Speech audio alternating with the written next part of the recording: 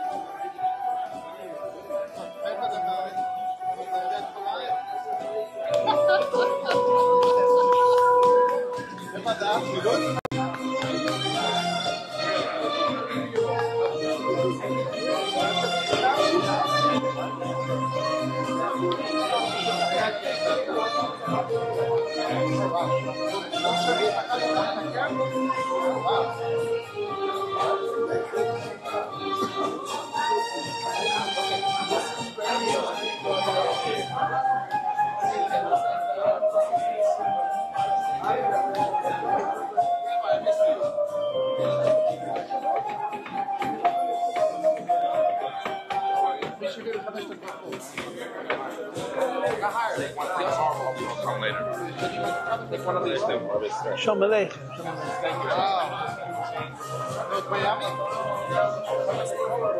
I asked them.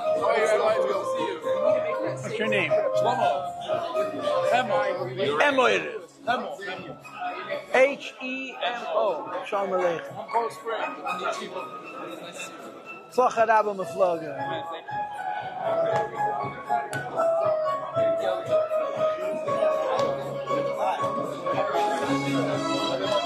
Did it ever Fabrengen tonight or last night?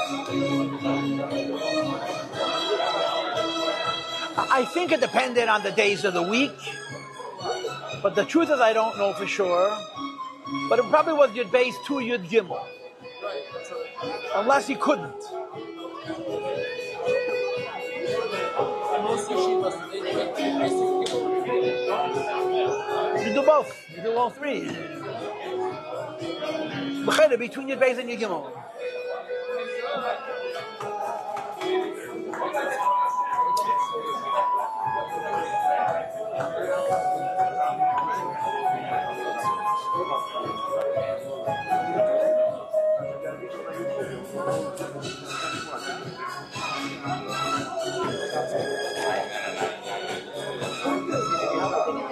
Shezam and Tzamach. This is an old one. Hilchas Noshim.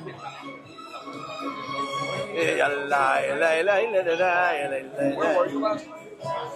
I was in Walnut Creek. And the rabbi was missing. Where'd you sleep? Is that why you got a little frisky over there? There was no rabbi there? No, it was a beautiful Fabrengen. I wouldn't go risky at all. In a good way. Yeah, I slept by Gopin. I was supposed to stay by Rabbi Korf, but he was not.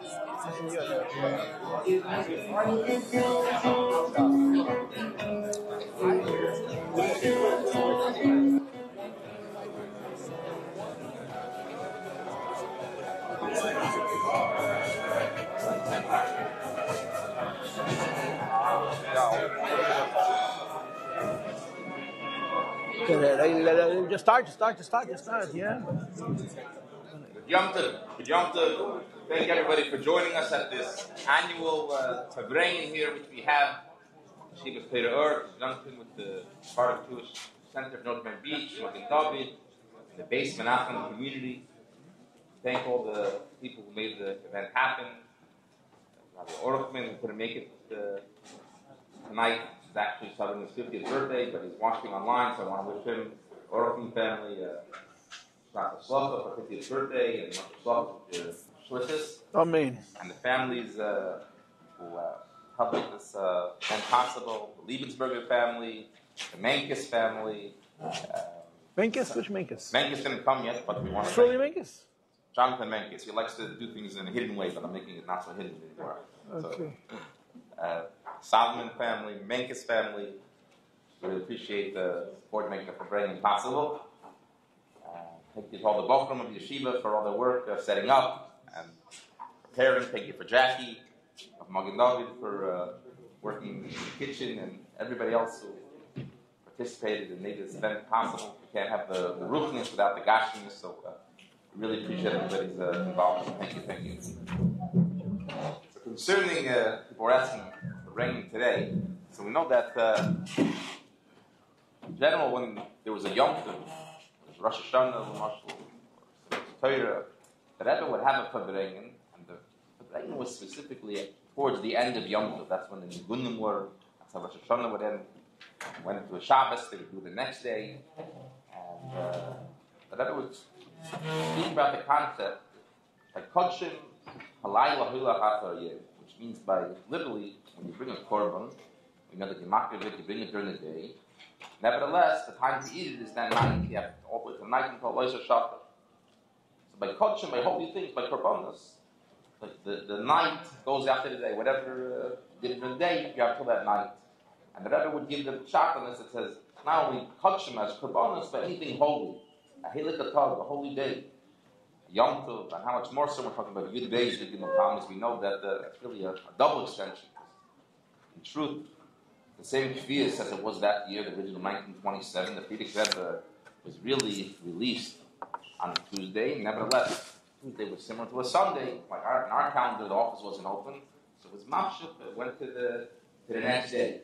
So the day after, already going to Yud Daled, the union is we want to keep the holiness, keep that specialness of the day, the inspiration, the Mesiras Nefesh, everything which we're going to hear soon of Fabrengen, that it shouldn't just be on the day itself, but rather it should give us a koyach for the whole entire year.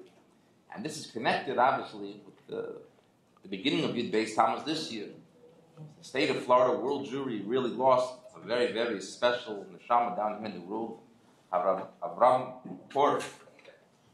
He was the first shliach of the Rebbe who was sent out here and came here. There was hardly any Yiddishkeit, and people didn't know about mitzvahs and kashrus, and he went literally from place to place and established hundreds of shluchim throughout the state of Florida. Chinuch and mitzvahs, really somebody who gave his heart and soul to make sure that Yiddishkeit, as he would say, he spoke to the Rebbe told him, I have to go to shluchus. Where are you going? Florida. He's ready to go anywhere. He didn't know where Florida was. He had somebody to show him on the map where Florida is. He said, that's where the Rebbe wants me to go. That's where I'm going to go. And he asked the Rebbe, so what's my shlichus here? What am I supposed to do when I get to Florida? And the Rebbe told him, everything and anything. That was his famous saying. Everything and anything that had to do with Yiddishkeit, that's your achrayus. That's your responsibility. Anything that has to do, you have to go and there's a Yid and they need to be connected. That's your that's your responsibility. And with that, we said before, hundreds of shluchim, in fact, hundreds of thousands of Yidden throughout the decades that he was here.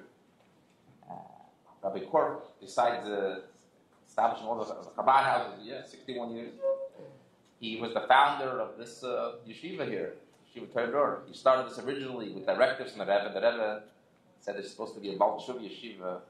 Wrote in, I don't know if it was him suggesting it, but that was directed. It's supposed to be a Balchuv yeshiva in the state of Florida.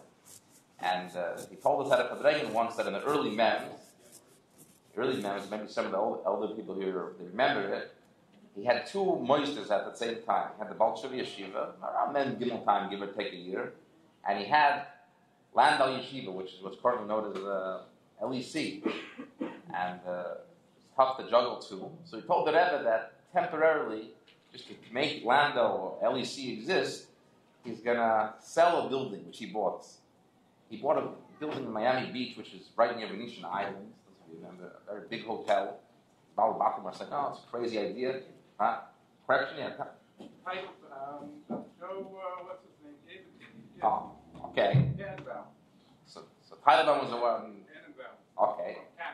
Canada. Okay, he was gifted. So he got some sort of building, hotel, and in order to make the yeshiva function, he had to sell this hotel. And this was supposed to be actually this building where he told us, the Baal Shuv Yeshiva, and he told the Rebbe, temporarily I'm gonna sell the building so I can make the other one the big yeshiva focus, but I'm gonna open it up. Now, I guess 27 years later, the Rebbe kept his promise. He told the Rebbe that's what he's doing. That's what he did. So in 2010, Kaczynski and I, we ran our first program here, and right here in this very building, Magen David, and we opened up our doors that if people want to learn four Sidorim in the morning, Chassidus, and Nigma, Halach in the afternoon, Chumash, PowerPoint presentations, Chassidus at night. The whole day there's learning from 8 in the morning till past 10 o'clock. It's a place where everybody, we've had thousands of, well over 1,000 people come through our doors since the time we've been here. And it's really in schools. Rabbi Korf, who had this vision that he wants to really conquer and take over every single part of Florida, every single Yid, no Jew will be left behind. And really, Yid who really gave his neshama to making sure that every Yid is touched with truth, with the Rebbe, Siddur Mashiach.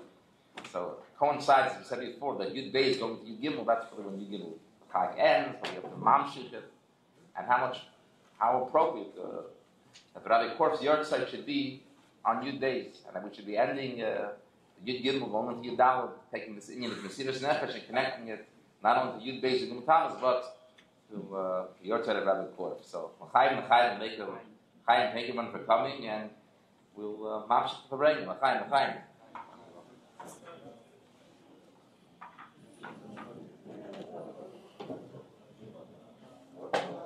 Ay, ay, ay, ay, ay, ay, ay, ay, ay, ay, ay.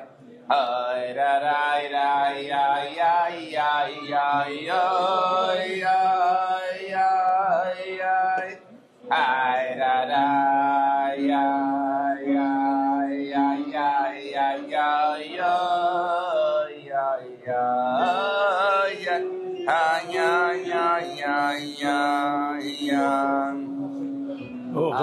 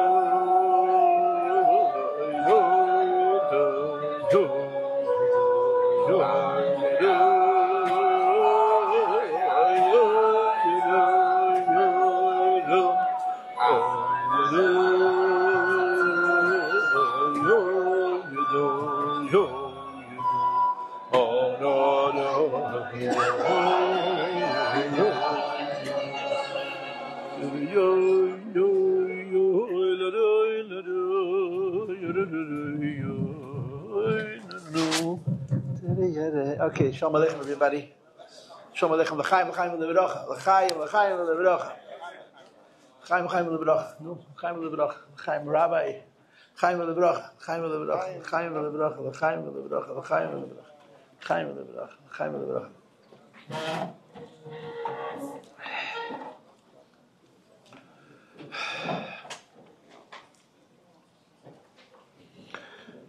In Crown Heights, there was a Yid by the name of Osher Batumer, Osher Sasonkin.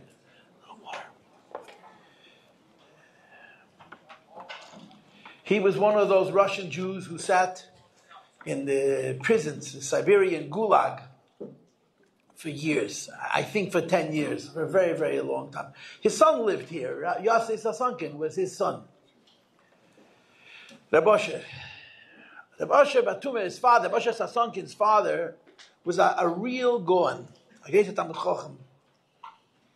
Tomim. His name was Bishmayon Nochem. Shmerel Nochem. Shmerel Derov, they called him in Lubavitch. He lived in Yerushalayim. He had been in Batum. Batum is Asia for many years as a shliach of the Rebbe Rashabiet to bring Yiddishkeit there.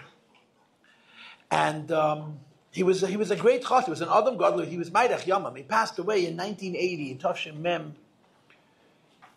If he wasn't 90, he was very close to 90. He was an important man. He had 3 sons. One was Moshe, and one was Avraham, and one was Asher. Asher was the oldest. His other 2 sons, Stalin kept.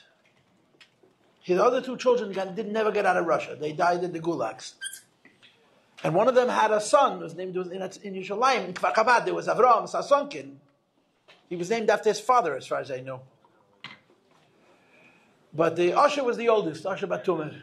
He spent years, he was a man, Abal Yisurim Neiroim, a Jew from that generation, you understand, from that world. A big Bal Yisurim. He spent many, many years in Siberia. He was one of the first people to get out of Russia. I think he came in 1963, which was a very big chiddush because they were not letting people out of Russia at that point. And the story is, this is just a little vort. The story is that the Rebbe spoke to people very formally. The Rebbe spoke to people very formally. In Yiddish, to someone that's very close to you, someone very intimate, you say du, which means you. To someone that's more respectable, you say ir. Ir is basically you in plural. It's a more respectable term. Bachrim and yeshiva, the Rebbe used to say du. You. You speak to them directly. As soon as they got married, even younger light, the Rebbe would say ir, which was a form of respect, but it also connoted a certain distance, a certain formality. The Basha came from Russia in 1963, and he had a yechidus with the Rebbe, and in that yechidus, the Rebbe referred to him as ir, which is a formal allusion of you rather than du, which is a more intimate allusion to you. He was shocked. Because a Rebbe and a Chassid is the closest relationship that could be. He had been by the Frierdiker Rebbe. I don't know if he was by the Rebbe Rashab, he was the Frierdiker Rebbe. And the Rebbe speaks to Chassidim, every Chassid is the Rebbe's child, even if the Chassid is older than the Rebbe. And the Rebbe talks to the Chassid directly. And here the Rebbe is speaking to him with this formal respect, and it deeply bothered him. So he told the Rebbe in Yiddish, Favos is the Rebbe memerachik. Why is the Rebbe creating distance between him and myself by addressing me formally? And the Rebbe said to him, Du zestois älter fahren Taten. You look like you're older than your own father. That's what the Rebbe answered. And the Rebbe didn't mean, you look like you're older than your own father, you have a wider beard, you understand? The Rebbe meant your father is a big Goan, taka big Goan, and a big chassid. But you're a Bal Mesiras Nefesh. And you're older than your father. You're older than your father. So I'm speaking to you with respect, but it's not distance. It's respect. You look older than your father. Rabbi Asher was in 770 all the time. Rabbi Asher was a simple man. He wore a casket. I didn't know him. I saw him, and I certainly heard him. Rabbi Asher talked very loud. He never spoke in a soft voice. But people who knew him said, "Adiyant Lenin." He was a learned person. He was a Shmenel's son. He grew up during very difficult years, but he was a learned man. He would learn the Kuteterech, and they used to have big Fabrengens in 770. It's a big Fabrengens, a few times a year. Rosh Chodesh Kislev, Yutas Kislev, Yud Aleph Nissen, Yud Beis Tammuz, and then later on they would also make a Fabrengen Tezvav Elul. There were a handful of days where in 770 they'd make a big Fabrengen, and they would literally put on a feast. People would wash, and they would sit, and there'd be a dais, and they'd put all the Chassidim on the dais, and they would take turns speaking. I don't know if Rabbi Asher ever sat on the dais, but they always called him to speak. His speech was never very long. He didn't have too many speeches. After 3 Fabrengens, you heard all of his speeches because he had a short repertoire. He would say the same thing every single time, more or less. And I could just hear him saying, in his very, very direct, passionate way, that was Asher. If there would not have been Yud Beis Tammuz, there wouldn't be a world. But he could say the same thing about Yud Aleph Nissen and about Rosh Chodesh Kislev. Whatever Yom Tov it was, the whole world lives because of Yud Beis Tammuz. He was a very passionate man. And when he spoke, he gave his heart. He didn't give his mind. But he was very genuine, you understand? 2 people can say the same thing. If one person, it's a speech and a show, and for the other person, it speaks truth. And he was a Yid who didn't just talk about it, he did it. He carried it around. It's really, you can't imagine how many Yisurim this man had, what this person lived through.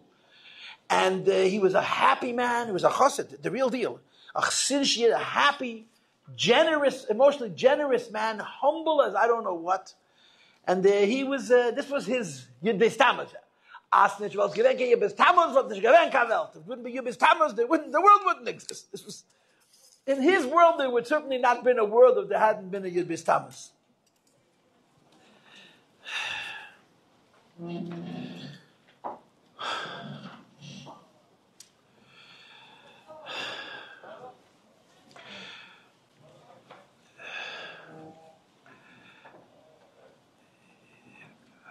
I guess let's just start briefly with a little bit of history. I have a certain direction that I would like to take the Fabrengen in.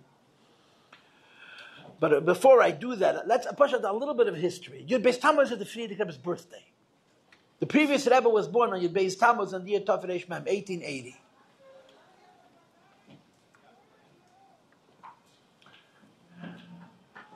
Which means in 5 years we're running out of Tillim. If there's still people, Rabbi Korf, from the last people who said the Friedrich Rebbe's kapitel, you're holding Kuf Mem Vav, I don't know, you run a kapitel like Pashat. So what do you do when you get to Kuf Nun? You start over from the beginning, you make another kapitel. Tov Reish Mem. Friedrich Rebbe was born on Yud Beis Tammuz. But he's not going to get younger. The Friedrich Rebbe is not going to get younger. After Mashiach comes, for sure he's going to get older. Madach, now he's getting older. If the Mashiach comes, for sure he'll get older.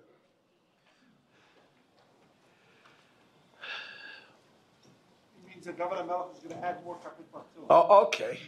He's late. You better do it quick. You have to do it quick.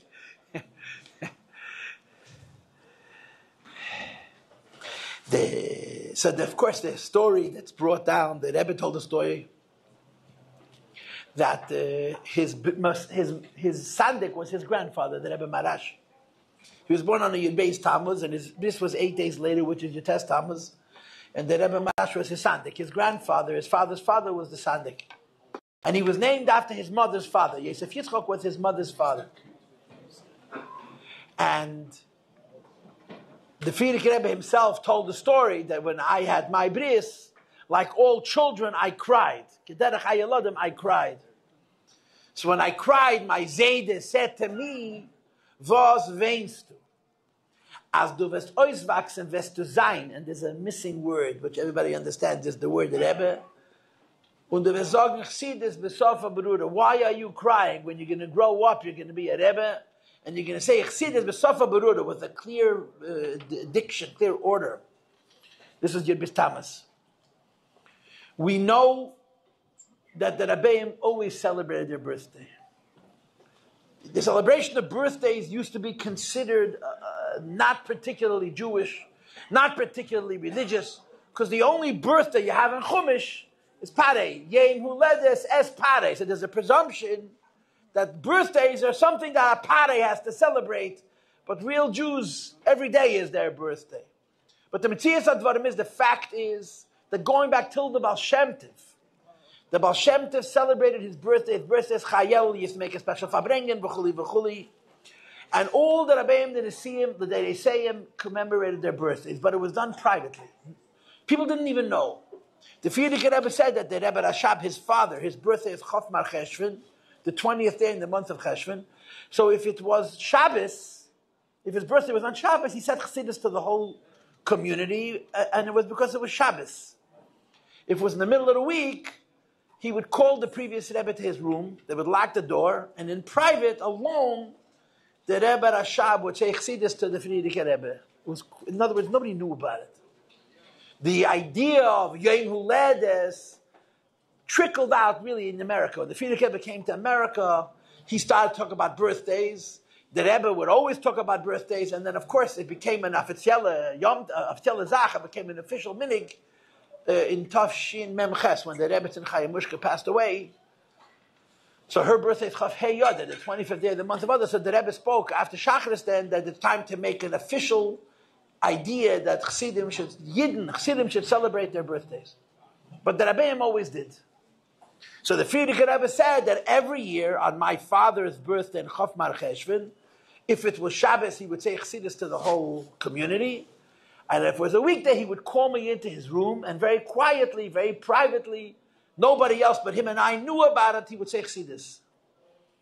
In Tafresh Pei, which would be, he says 1919, the last birthday of the Rebbe Rashab, before he passed away, he called the Rebbe Rayatz, his son, and he said Chassidus for him privately. There's a Gewalt Chassidus. He said Chassidus in every pasuk of this kapitel that year. He said a Maimach Chassidus to the Rebbe Rayatz. And then he added, I give you a bracha that you should say Chassidus on your birthday. I give you a bracha that you should say Chassidus on your birthday. The Frierdiker Rebbe would say later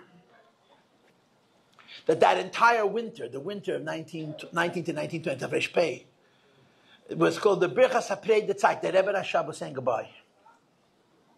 He didn't understand it till after his father passed. When he looked back, he realized that the whole winter his father was preparing him for the Istalgas. And at the time, he says himself, at the time, I mean, Das Tachten at least, he didn't appreciate what was transpiring him.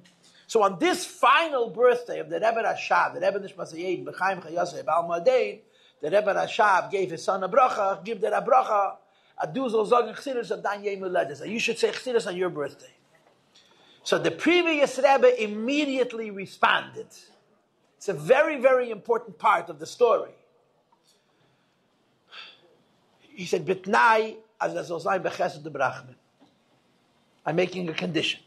No, but he knew that his father just told him that he's going to be a Rebbe and say Chassidus, and he didn't turn it down. He didn't say no, but he made a condition. The condition is kindness and compassion. And the meaning of the words b'chesed b'rachamim means that the Rebbe's relationship with Chassidim should be b'chesed b'rachamim. It doesn't mean that the Eibush should treat him b'chesed b'rachamim. That the Rebbe's relationship, the Rebbe repeated this when he became a Rebbe. Our Rebbe repeated it. And he explained that the meaning of the word b'chesed b'rachamim is that the Rebbe says, the previous Rebbe said, and our Rebbe said the same thing, I'm agreeing to be a Rebbe on one condition. I'm only going to see the good. I'm not going to see the bad. With a t'nai, the condition of the Nesius is I'm only going to see the good, I'm not going to see the bad. I heard from somebody that Bela Yunik was in the Rebbe's room, like 1953, 54, and the Rebbe was reading mail. And the Rebbe said like half to himself and half to him, it's a nest that I decided that I'm not going to see anything bad about Jews. It's a nest, it's a miracle that I decided that bad stuff I don't see. This was the type Chesed B'rachim. So that Hayom Yom finishes, Hatas Gedayed Zibin Yar. It took 7 years. His father told it to him in 1920. For the first 6 years of his Nesias, if he said Chassidus on his Yemeledis, he said it just to family members, I don't know to whom. But in 1927, when he came out of jail, Yud Tammuz became a Yom Tov. And from that point on, saying Chassidus on his birthday became an official thing, not only because it was his birthday, but because he was released from prison. So from that point forward, the Friedrich Rebbe's Yemeledis became an occasion for Chassidus for more reasons than one. And it's a Yom Tov, Yud Tammuz and Yud Gimmel Tammuz, as you know, we don't say Tachman. It's a Yom Tov which the previous Rebbe officially announced. The Friedrich Rebbe made this into a Yom Tov, and he wrote the famous letter that on Yud Beis Tammuz, it was not I alone who was released from prison. Elakol Mechaber Ve'Teru Mitzvah. Every Jew who loves Teira mitzvahs was released from a prison on Yud Beis Yud Gimmel Tammuz. Ad Asher B'Shem Yisrael Yechuna. Even a Jew whose identity as a Jew is seen as a secondary definition of who he is, he also was released from a jail, from a Maaseh, from a Golus, on Yud Beis Yud Gimmel Tammuz. This is the way the Friedrich Rebbe understood the Yom Tov, Yud Beis Tammuz. And of course, each year on Yud Beis Tammuz, the Friedrich Rebbe made a Fabrengen. He used to write a maimer and he would say a maimer. He would give out a maimer before for people to study. And then he would make a Fabrengen. By the Fabrengen, he would say a second maimer. Yud Beis Tammuz is a very important Yom Tov. It's the Yom Tov of Mesiras Nefesh. Yud Beis Tammuz really is the Yom Tov of Mesiras Nefesh. And the words Mesiras Nefesh, they slide off your tongue easy. You know, you live in America, Mesiras Nefesh, it's a celebration of self-sacrifice on the highest level. Gring zu sagen, it's very, very easy to say that Yud Beis Tammuz is a Yom Tov of Mesiras Nefesh. It's an altogether different thing to appreciate just how serious and how real and how personal this Yom Tov, a celebration of Mesiras Nefesh, was and is to the Rabbeim, to Chassidim, to the Yidden who lived in Russia and went through those Nisyonis. Yud Beis Tammuz literally is a celebration of the Inyan Mesiras Nefesh. The Inyan Mesiras Nefesh. The Friedrich Rebbe said once at a Fabrengen in Russia in those years, he said, Yidden, take advantage of the opportunity to have Mesiras Nefesh now, because there will be a time that there will be no longer an opportunity to have Mesiras Nefesh, and then you're going to miss it. Said Fabrengen. The Rebbe said, take advantage of the opportunity to have Mesiras Nefesh now, because there will be a time that opportunity will no longer be. I was once at a Fabrengen with Reb Mendel Futterfass, which is one of the few Elter Chassidim that I saw, and I heard Reb Mendel say, "Es ben sech Mesiras Nefesh." I miss, you know, the life that they lived in the Soviet Union, and the fear that they lived under, the chronic fear, the constant fear that they lived under, and the insistent on being principled in their Torah and Avodah, v'chuli, v'chuli, v'chuli. Now put it here, on the floor.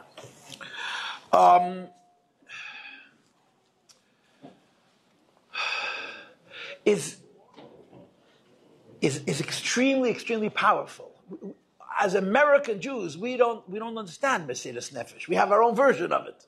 But the Mesiras Nefesh that Yidden lived in the Soviet Union for those years, and the charge and the direction that the Friedrich Rebbe created for that Mesiras Nefesh is a very real and a very serious thing.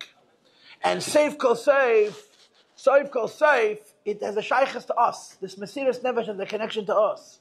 It's a Yom Tov that celebrates people being Jews at an incredible cost. That's the only way to say it. Yidden giving everything to be a Yid. This was what it was.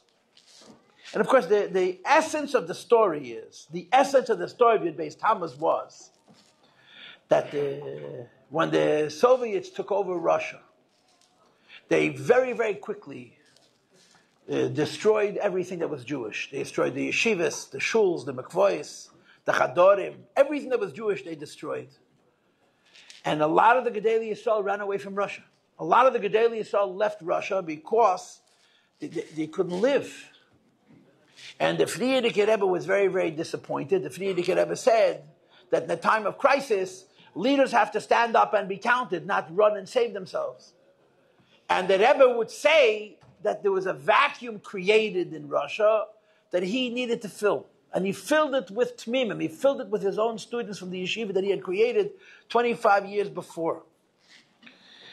And the Mesiras Nefesh to the Frierdiker Rebbe was without any constraints. The Frierdiker Rebbe then led from the front. The Frierdiker Rebbe created a charge of Mesiras Nefesh that people should risk everything, should give everything necessary to hold on to Yiddishkeit. And the Frierdiker Rebbe himself lived this way. If you study the history of the 20s, if you study the Frierdiker Rebbe's life in Russia, what emerges, I think, without any question, is the Frierdiker Rebbe never thought for one moment that he was going to survive. The Frierdiker Rebbe did not have a plan to save himself. The Frierdiker Rebbe's Mesiras Nefesh was powerful and overt. It was loud. It was noisy. Everybody knew it.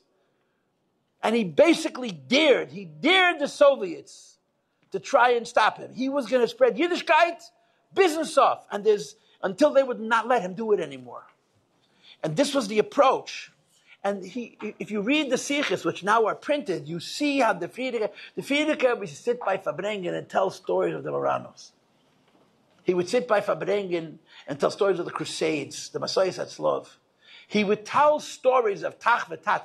He would tell actual stories of Mesiras Nefesh al Kiddush Hashem.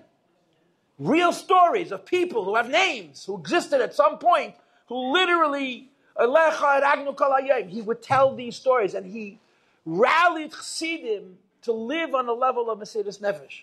But the first one was him. And there's a lot of details, but the essence of it was that he pushed the envelope, and he pushed the envelope, and he pushed the envelope, and they arrested him. And when they arrested the Frierdiker Rebbe, it wasn't supposed to take a long time. You understand? He was taken in, it was supposed to take a few hours, and that would have been the end of it. It's a groise nest. One of the greatest miracles was that Rebbe was told to go to a particular room, and he just didn't get there. He didn't go. I mean, groise nissen. In Das Tachte, you could say that the reason the Frierdiker Rebbe made such a Yom Tov out of Beis Tammuz was because the fact that he survived was an act of God, because it certainly was not his own act. For one moment, the Frierdiker Rebbe did not think about himself. He thought about the mission. The fact that he survived was the hand of God, mamish, basically overriding his complete sacrifice for the purpose that was necessary at that time. This is a feeling that I have, that the reason he made it into a Yom Tov, because he says, this God did. This Yom Tov, Beis Tammuz, was the Eibush that spared the Frierdiker Rebbe's life. And the Frierdiker Rebbe said, the sparing of my life is a sign of the sparing of Yiddishkeit in Russia. It would take many, many years. But today, in Russia, there's Yiddishkeit just like there isn't any other place in the world. It took a very, very long time, but the Frierdiker Rebbe felt that his fight and his survival was a sign from the Eibishter that there's going to be a success, there's going to be a victory, there's going to be a Didan Natzach. And this is why we make a Fabrengen Beis Tammuz. It's a Yom Tov of Mesiras Nefesh. It's a Yom Tov of Jewish people who were Jewish in a world that was black and white. I had a grandfather, his name was Matel Schusterman. My wife's grandfather was the Rebbe's Balkaire. And I knew him. So he told us that he left Russia on the same train as Reb Nissen Nemenov, who was also my wife's grandfather. And Reb Nissen was a big chassid, was a very unusual man, a groise ovid. Reb Nissen sat on the train with, a couple of hundred Lubavitchers who all left together on one wagon load, one echelon. And as they crossed the border from Russia into Poland, Reb Nissen spoke. And he said, I want you all to listen very carefully. He says, I want you to understand that we are going from an Eilam HaEmes to an Eilam HaSheker. We're going from a world of truth to a world of lies. We're going from a world where to give your child a Jewish education could cost you 5 years in Siberia. We're going from a world where to make a mikveh tada, you could spend 10 years in Siberia. We're going to a world where for keeping Shabbos and making a minyan, you could stay with so many years. I'm going to go now to a world where you make a minyan, they tell you Yashikeach. You make a mikveh tara, they give you a plaque. And he made the point of saying, where we came from, the cost for being a Jew made Jewish so precious. And we're going into a world where there's not only no cost for being a Jew, you get paid for being a Jew. To hold on to that edge, to hold on to that emes, to hold on to that integrity when you're living in a world where the stakes are not high, is extraordinarily different. In other words, you and I tell a story about a time and a place where to be a Fruma Yid was literally life-threatening. And Chassidim did it, and they raised their children, and they raised their grandchildren, several generations of Elach HaYid, under the worst of conditions. It never stopped. And the truth is, besides for all the real halamas vestadim, there was the chronic fear. They were always afraid. There was nobody came to arrest you, but you were always looking over your shoulder. And you sent your kid to the Goyish school. You didn't send your kid to the Goyish school. Your kid went to school and didn't write on Shabbos, or he missed Shabbos. There was so much cost. There was so much earnestness. But every union of Yiddishkeit, it made Yiddishkeit black and white, true. We live in an incredible time and place. Baruch Hashem, to be a Yid, the Rabbi say the government helps you.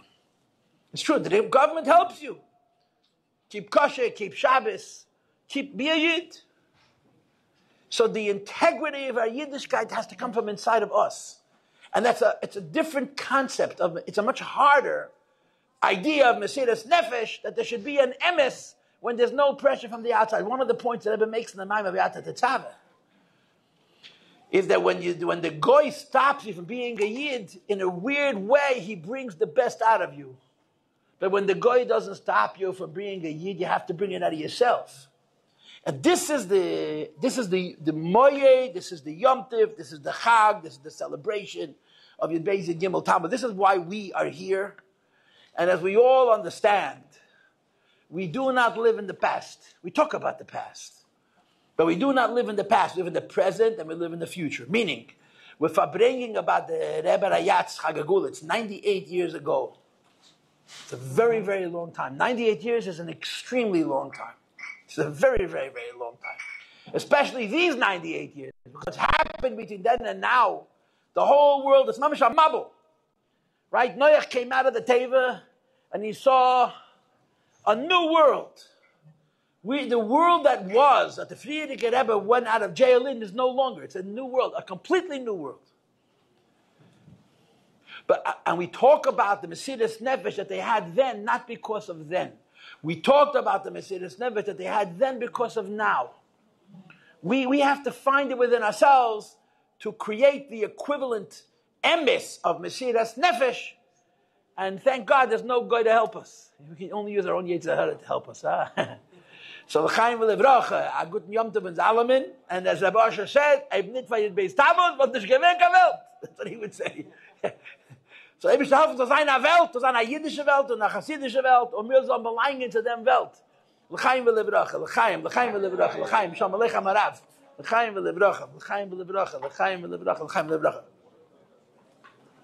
Tere ya ma ma ma ma ma ma ma ma ayam ayam ma ma ma ma ma ra ra ra ra ra ra ra ra ra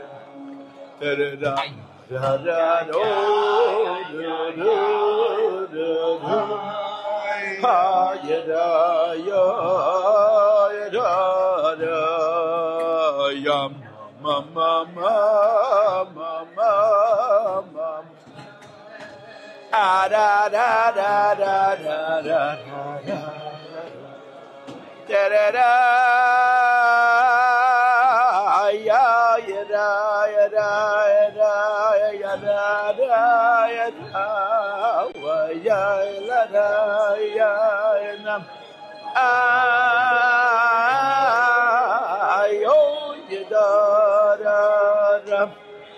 da da da da da da da da. Da da da, yeah, yeah. The music is not entertainment, Rabbi said. No. Ha ma ma ma ma ya yo ya da da da ya da da da da da da da la dum. Da da da la da da da ya la da ya ram da da da ya yo la da da da la da da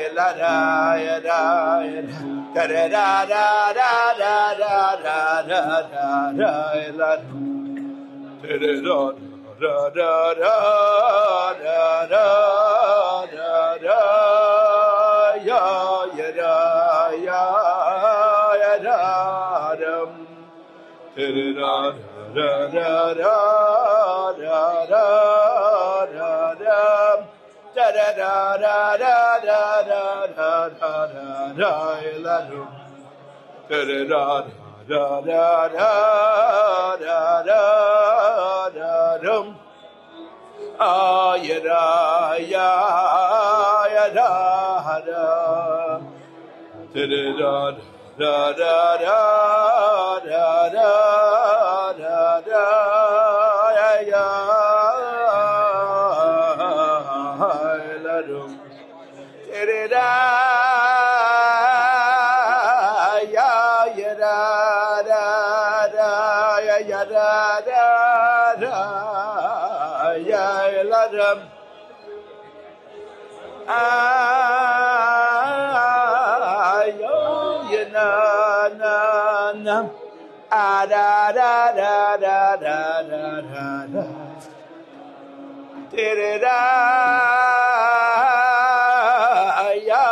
da Get no.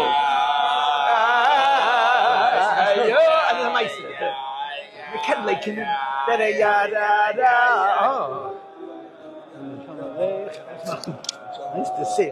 Da da da ya ya ya ya ya ya ya ya ya. Ya ya ya ya yo ya ya ya ya. Ay ya ya ya ya da da da da da da da da. Rabbi said, and please make believe it's your Fabrengen. Tama lecha nafshi, kama lecha v'savali, v'yeres yaveh believe.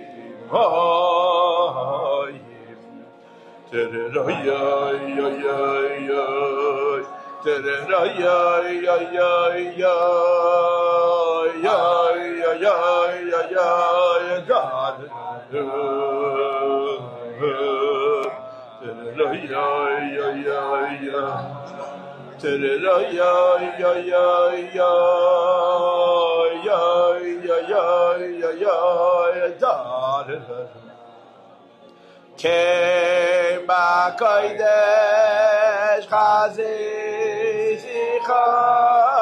l'reizuscha u'cheveidecha. Kema kodesh chazizicha l'reizuscha u'cheveidecha. Kema kodesh chazisicha l'reizuscha u'cheveidecha. Ay ay ay ay ay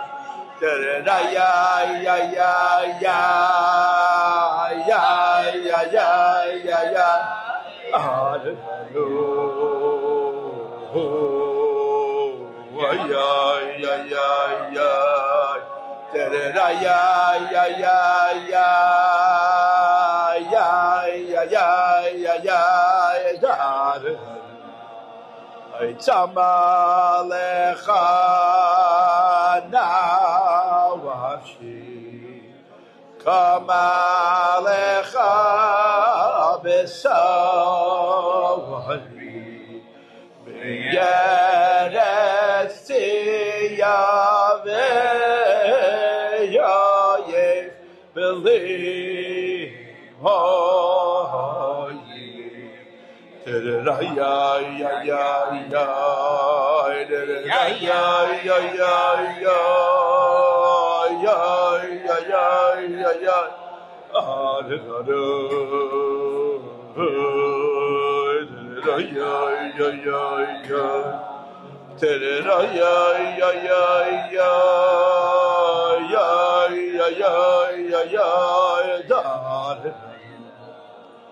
Kema kodesh chazisicha lidei zuscha ucheveidecha.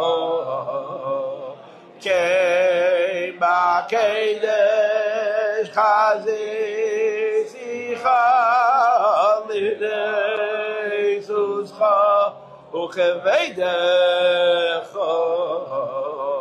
Came back, Kadesh, Chazi, Sicha, Lirei, Zoscha, Ocheveidecha, Ayay, ayay, ayay, Tererayay, ayay, ayay, ayay, ayay, ayay,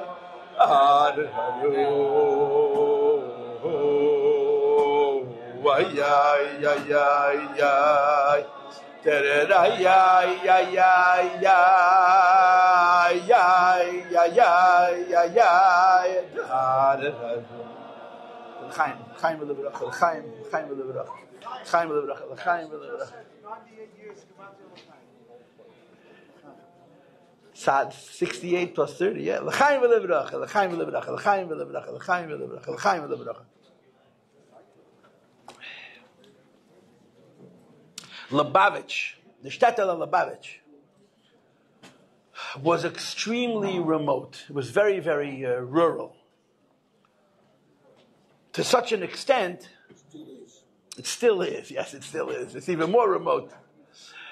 To the extent it didn't even have a train station. But Russia was a backwards country, and they tried to make a railway from Moscow to Siberia, and they made it. But they missed Lubavitch. If I'm not mistaken, the rail went till before Lubavitch, and then it started again after Smolensk. The story was that when the Rebbe, the Tzemach Tzedek, was the Nasi, there was talk about making a train that would run through Lubavitch.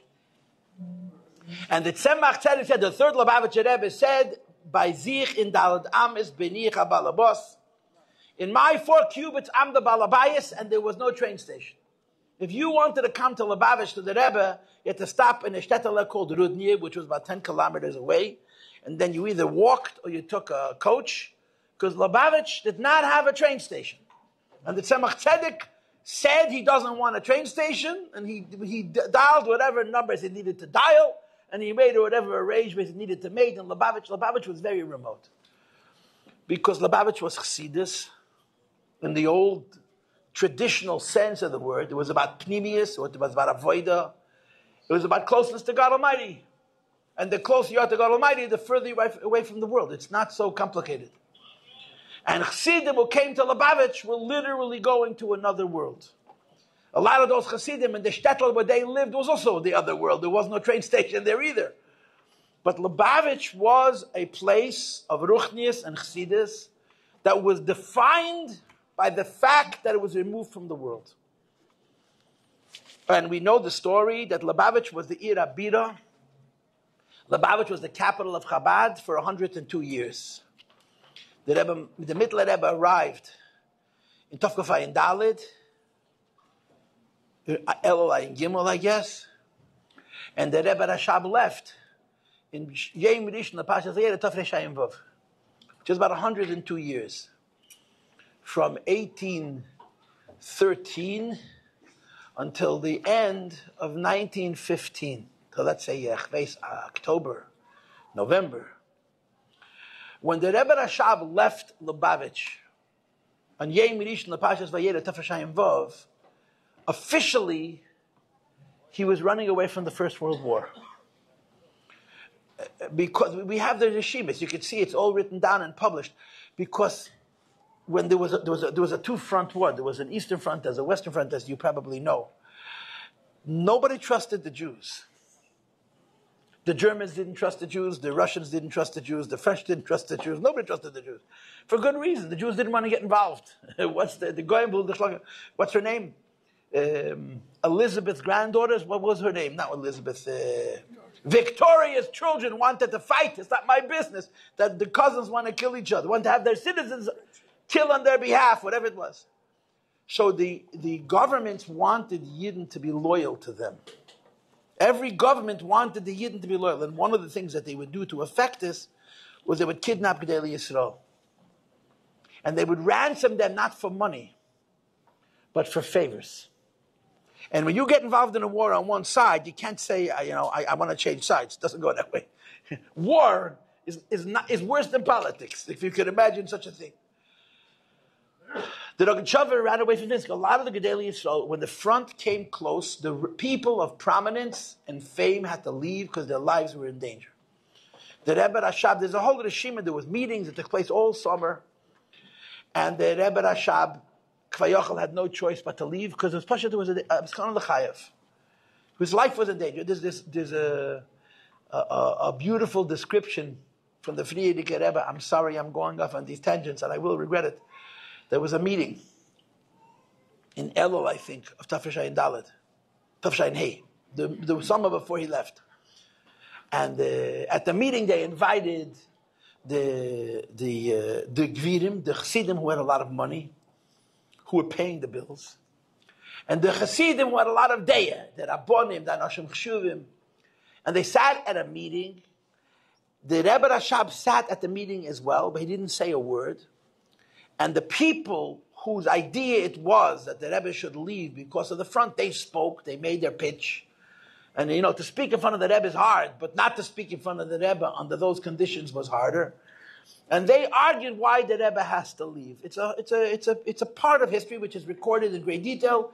The previous Rebbe wrote it in his journal, and they now publish it. There's a book which is called Beis Hagnozim, and this big fat book, Beis Hagnozim, these Rishimas are published. So one of the people at the meeting was a famous chassid by the name of Rabbi Simcha Chen. Rabbi Simcha Chen was a big chassid and a big lamdan. He was a goan. But the Rebbe Marash told him to go into business. And he was exceedingly wealthy. He was, by today's standards, a multimillionaire. But he was more comfortable in the Beis HaMedrash than he was in his business. And as his children ran his business, he davened. He was a chassid, he was a big chassid and a great oishet. He was a big lamdan and a big chassid and very wealthy. He was very well respected. Bechlal Mishpachas Chen, the Chen family in Chabad is the most important mishpacha outside of Shnei Esed. And he was sitting at this meeting and he's listening to the discussion. To him it was news. He didn't know about it. So the Friedrich Rebbe describes, Friedrich Rebbe writes this.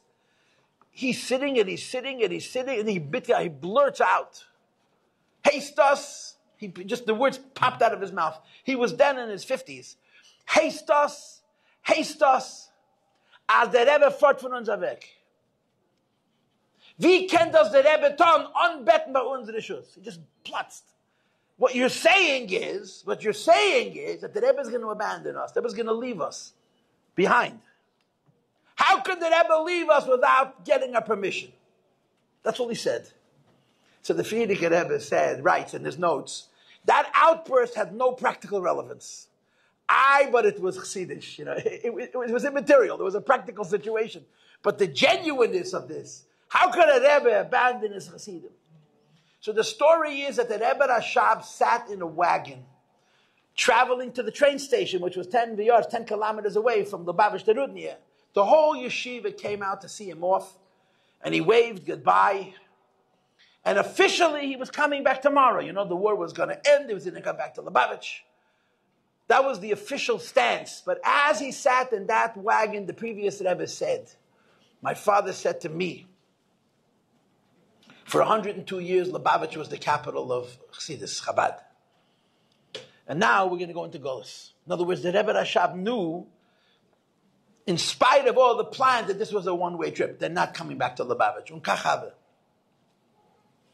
And they moved from a very remote shtetl to a very big city, to Rostov. And the Rebbe Rashab would say about living in Rostov, Yeshiv as kraken kosher. To be a chassid who serves Hashem and is holding by pnimius, and the magic word in Chabad, the idea of beinani. When you live in a remote village where there isn't even a train station, is a possibility. To live in a big, noisy city with all kinds of distractions and all kinds of opportunity and so forth and so on is an impossibility. And the Rebbe Rashab conceded as much. We're moving away from the shtetl, we're moving to the shtot. And he didn't want to do it, but he also understood that this was destiny. In other words, that Rebbe Rashab didn't see this as something which he was going to try and avoid. It was something that he hoped wouldn't happen. But he knew that this was the hand of God, that Eibush did. God Almighty was making this happen, and he was going along with the Ratzon of the Eibush. Just to give you a practical example, in Lubavitch, the Rebbe Rashab did not at all get involved in the local community. The Rebbe Rashab used to say, you cannot learn what the Chabad minig from how people behave in my shul. The Rebbe Rashab never said a day, not in the Gabos, and not in the Chazonis, and not in the Nusach. He didn't mix in. When he came to Rostov, first of all, he built a mikveh, which was very, very important, because for the first time, Yidden were living in a city where they didn't have a river. To build a mikveh on a river is not so difficult. To build a mikveh from rainwater is very, very difficult. And the Rebbe Rashab designed and built a mikveh of Meik Shomim, and it's the father of 1,000 mikvahs. Because he knew and understood that this wasn't just one person moving for a few days. This was a change of direction for the whole Jewish world. We're moving from the shtetl, we're moving from a peaceful and holy, and if I may say, impoverished world, to a world of opportunity and a world of challenge, the world of the big city. And he got involved in the community. He got involved in the elections of the Jewish board in Rostov, which was a big city. And in Lubavitch, where the whole city was 20 mishpachas, he didn't mix in. In his mind, he understood that this was a change. In 1927, the Rebbe was arrested, the Frierdiker Rebbe, which is, of course, the Yom Tov that we are celebrating. He was arrested. They wanted to shoot him. And the Eibishter made a groise nes. This was replaced by a sentence of 10 years of slave labor, which was then replaced by a sentence of 3 years of exile, of which he served 9 days. That's how it all played out. They got into Meise with 3,5 Wochen. But what the Frierdiker Rebbe, first of all, the Yisuri Aguf, they tortured the Frierdiker Rebbe. They beat him viciously many times.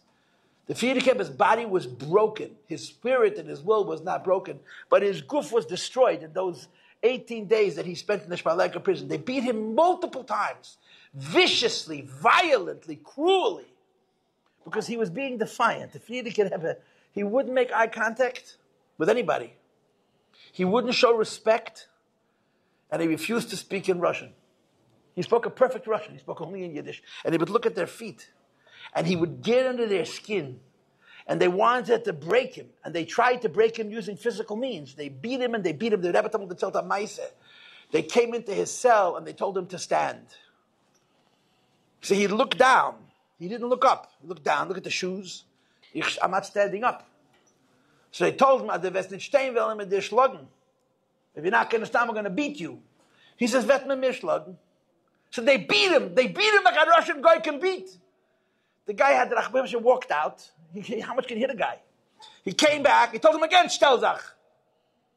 Ich stell sich nicht. Oder sich stellen, wird man dir schlagen. Wird man mir schlagen. They beat him a second time. And they walked out. They came in the third time, they came up with a hamtzah. They told the Rebbe Ayatz that they're calling him to the office. Calling him to the office is not an act of respect. It's an act of mobility. So he walked into the office, and while he was standing, what did they want to tell him? That he's free to leave, verstehst? But there was a rule in the prison that you never give official information to a prison unless he stands. And the Rebbe wouldn't stand. And then we can be geschlagen, makas retzach. He came out of jail. He came back to Peterburg. You know, the Rebbe's in Chaya Mushka used to tell the word from the Beli Pirsum. She would always talk about this her whole life. She talked about the Beli Pirsum. She went with her father. When the Friedrich Rebbe went away to Kostrama, he took 2 Chassidim and a Chassidus there. He took along Rebbe Chol Dvorkin. He took along Rebbe Chaim Altais. These were famous Chabad personalities. And the Rebbe in Chaya Mushka, she went with him. And there's a lot of details to the story. They say that when the Rebbe was told that he's free to go, there was nobody in the room. And the Rebbetzin danced in front of her father and she sang, Niet, Niet, Nikava. That's what they say. The Rebbetzin liked the Niet, Niet, Nikava. So Tuesday, he was told unofficially that he's free to go because the offices were closed because it was a legal holiday. So he had to come in Wednesday to report. Every week he had to show up and report, and they told him he's free to go home. So the Rebbe, Friedrich Rebbe, told the Rebbe in Chaya Mushka to make a phone call, which was then a very big deal. Today, you can't even imagine that a phone call cost any money, but then it was a big deal. And the phone call was, in the Reheim of Shabbos, Beli Pirsum. That was the message. We'll be home for Shabbos and don't tell anybody. In the Reheim of Shabbos, we'll be home for Shabbos, Beli Pirsum. And the Rebbe Chaya Mushka her whole life would talk about her father saying to her, to tell the house, Beli Pirsum, don't tell anybody. He came Friday, the same kviz as this year. Friday was Tammuz. Gimmel Tammuz, Beis Tammuz was Tuesday, Gimmel Tammuz was Wednesday, just like it is now. Friday he came home. Shabbos was another Ma'ameh Chassidus. I don't know how soon after, but within a week or two after he came home, he disappeared from Peterburg, from Leningrad. Because he realized that the Soviets realized that they cannot touch him. They can't touch the Friedrich Rebbe. So they started to punish anybody who came close to the Friedrich Rebbe. The Friedrich Rebbe was the leader. But he was not a secret leader. He was outspoken. His picture was in the paper. People knew who he was. This is a Maimed Amuzge, but this one is a good one. One of the most hysterical stories you'll ever hear about the Soviet story is, there's a Yid, his name is Rabbi Kastel. Rabbi Kastel. His father learned to Temchet Mimim in Neville. His grandfather was a stolen chassid. He wasn't a Lubavitcher. He was a Gon. The Zayde, who was Meirach Yomim, the old man Kastel, was a Gon. The Rebbe told him to learn Zoyar. He was a big Talmud Chacham, a very Chassidish, but he was a Slonim chassid. He showed up one day in 1929 with a young Bacharol in the Temchet Mimim in Leningrad, in Neville. 1929, after the Rebbe had already left. And he came in and he asked them to take his son into the yeshiva. So they told him, how do you know that there's a yeshiva in Neville? He said, what do you mean? I read it in the Pravda. I read it in the newspaper. All over Russia, they were talking about how terrible the Shner Sonics is, that they made a yeshiva in Neville. So a Yid read in the paper that it was the only thing in the whole paper that was true, Take. There was a yeshiva in Neville. We have to destroy these terrible Shner Sonics. He picked himself up and he took. That's how he came to Temchet Mimim, because he read in the Pravda, verstehst, that they made a Temchet Mimim. They didn't write that article to publicize Temchet Mimim. They're different kavanas, but that's the Metzias Advarim. How many Yidden are from because of that article in the Pravda? Anyway, the Friedrich Rebbe realized that they're not going to touch him, but they're going to make it impossible for him to communicate with his Chassidim. So he understood that it has to go underground. It has to be decentralized. It has to become cells, pockets of Chassidim working separately from one another. And they don't want to know about each other. In Russia, if you didn't need information, you didn't want information. This is part of the reason he left. There's a lot of pratim. This is part of the reason he left. He left the day after Simchas Torah the following year. Tafresh Beches. It was still 1927. When he made the decision to leave Russia, he spent that whole summer in a suburb of Moscow, isolated by himself, thinking about what he wanted to do. At the end of the summer was the birthday of Temchat Mimim, Yud Gimmel Elul. So he traveled from Moscow, where he was staying, to Rostov, which is where his father is buried. And he took along the middle daughter that Rebbe Chaim Mushka traveled with him on the train. And there was a chassid whose name was Shmuel Zalmanov, but the uncle, not the nephew. Shmuel Zalmanov, he lived, he was a sheikhet. Someone sent him a telegram that the Frierdiker Rebbe is passing through, so he got on the train with a jug of Chol Yisrael milk, which was impossible to get. And he saw the Frierdiker Rebbe sitting with his daughter, and the Frierdiker Rebbe saw him and ignored him. So he stayed for a little while, and he realized that the Frierdiker Rebbe was not happy that he was there. So he put on the milk, and he was going to leave, and the Rebbe, he had 6 bocharim who he was teaching. And he told them to wait outside. He wanted to see how the Frierdiker Rebbe felt about it. And the Frierdiker Rebbe said, Vera, how do you know I'm here? So he told him, Kursk, he was a sheikhet in Kursk. Somebody sent me a telegram that the Rebbe is passing through. So the Rebbe told him, you shouldn't be so smart, and sent another telegram, because it was literally life and death. He went to his father's tzion on Yud Gimmel Elul, which was the day of the Siyastos of Yeshivas Temchat Mimim, and he came out and he said, my father said I could leave Russia. Once he made the decision to leave Russia, the fear went away. He went back to Petersburg, and he told Chassidim that he's leaving and that everybody should come. There were hundreds of people who saw the Frierdiker Rebbe once in their life. They never saw him before, and they never saw him after. That Tishrei, Peches, was fire. Anybody who could came to Rostov, because this was a Gabbai, and for most of them, it was the last time they would see the Rebbe. I mean, the tzaddas that would follow, for the vast majority of them, it was the last time they saw the Rebbe. So, Simchas Torah, the Rebbe made an announcement. And it's printed in the Sichos. You don't have to believe me, you can look it up. Nice to see. And he asked that everybody should hear about it. They should spread this word. And he said that people are saying that I'm leaving Russia because of fear.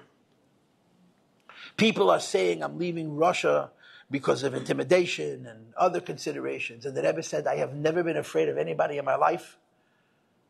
I'm not afraid of anybody now. My departure from Russia has nothing to do with fear. And he said, Seder Mesuder Yeshkan. There's a master plan. In other words, the Frierdiker Rebbe said, my departure from Russia is much bigger than Russia, and today, it's Seder Mesuder Yeshkan. That's why he left Russia. Just like his father had said some, 11 years earlier, 12 years earlier, that the Beis Lubavitch was the Irabira, and now we're going into Golos. So the Frierdiker Rebbe said the Golos is not just going from the shtetl to the shtat, from the small village to the big city, but it's going from Russia to the greater world. The Rebbe came out of Russia, he settled in Latvia, Frierdiker Rebbe did, and I'm sure you know this story.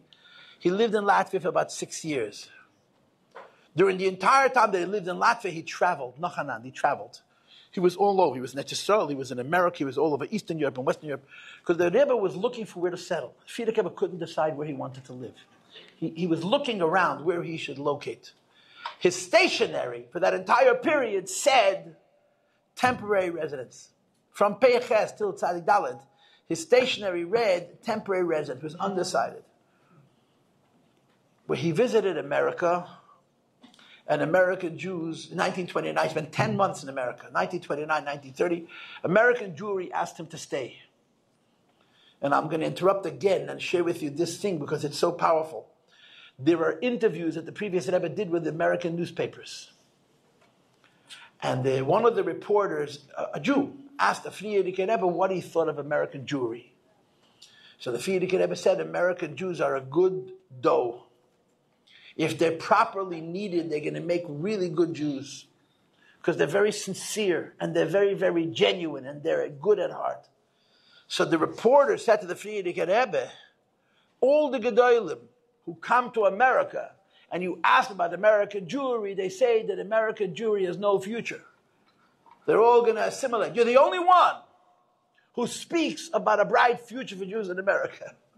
And I don't know how the Frierdiker Rebbe said it, but he said, okay, we'll see. We'll see what the end of the story is going to be. 17 years later, there's a printed Sikha. In 1947, the Frierdiker Rebbe says, I was here 17 years ago. And they asked me in the newspapers, what do I think about American Jewry? And I said that American Jews are very sincere, and they're good. And if they're properly reared, they're going to make a very good future. And I was told that all the other Gedolei Yisrael disagree with me. So the Rebbe says, no, so who was right? 17 years later, no, tell me now, who was right? Was I right or were they right? But at that time, the Frierdiker Rebbe refused to settle in America. I heard from Rabbi Bukatal Shalom that he said, Ich will sein a Rebbe über Chassidim. Ich will nicht sein a Rebbe über der Welt. I want to be a Rebbe over Chassidim. I want to be a Rebbe of the whole world. He understood this. But if you look at his letters, it is clear that the Frierdiker Rebbe didn't say, I'm not coming to America. He said, I'm not coming to America now. It was in the plans. In 1938, the Frierdiker Rebbe actually officially applied for immigration to the United States, a year before the war started. So when the war started, the reason the Frierdiker Rebbe was able to get into America, because a year before the war, he had already put in papers for immigration. So he existed in the system, as they say it.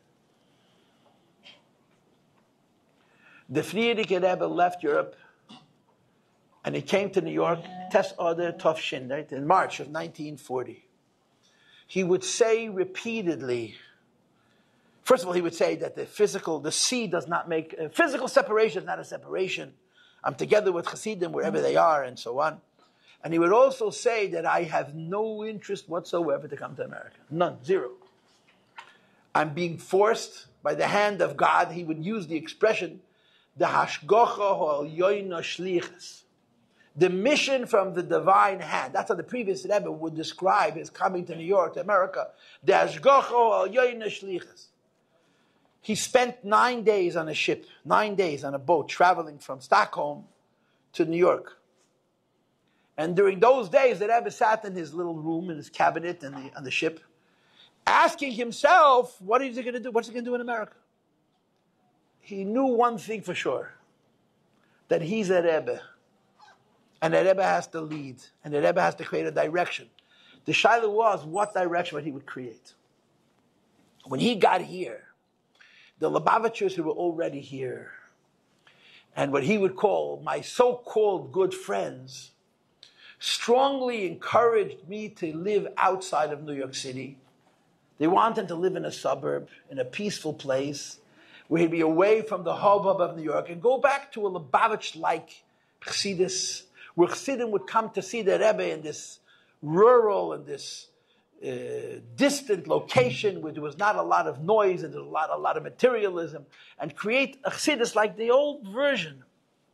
They schlepped him to Lakewood for Pesach that year. They wanted him to see his options. They were hoping, the problem with a Rebbe is you can't make a Rebbe, you can't tell a Rebbe what to do. You can try, but the Rebbe doesn't know what he wants. They tried to finagle, they tried to help the Rebbe make the decision to live outside of New York. And the Rebbe insisted not just living in New York, but living in Crown Heights. Living in Crown Heights then was like living in the most fancy neighborhood of Beverly Hills. He wanted to be where the action was. Hamoyna Shalroimi. In the least Chassidish, the maximally material place, this is where he settled. Why? Because he made the decision that he's taking on America. Frierdiker Rebbe. The Rebbe would say in the Sichos, you can see the tapes, der Rebbe der Schwer gekommen in Amerika und geworden der Rebbe über die ganze Welt. The previous Rebbe came to the United States and he became the Rebbe over the whole world. He changed his identity and he changed us. He changed his identity that Lubavitch, directly, not indirectly. Indirectly, it was always true. Directly is concerned with every Jew and every Jewish community, every corner on the earth is the Rebbe's business. He came to the United States and he had nothing. He had no money, he had no people, he had no help, plenty of enemies. People to make his work difficult, there was no shortage. And he just pushed and he pushed and he pushed. And he pushed at a lot of failures. And he had some successes, but you couldn't break the will of the Rebbe. The Rebbe used to talk about the Frierdiker Rebbe, how 3 times in his Nesius had to reinvent himself like a child. The Mamish had become a new person.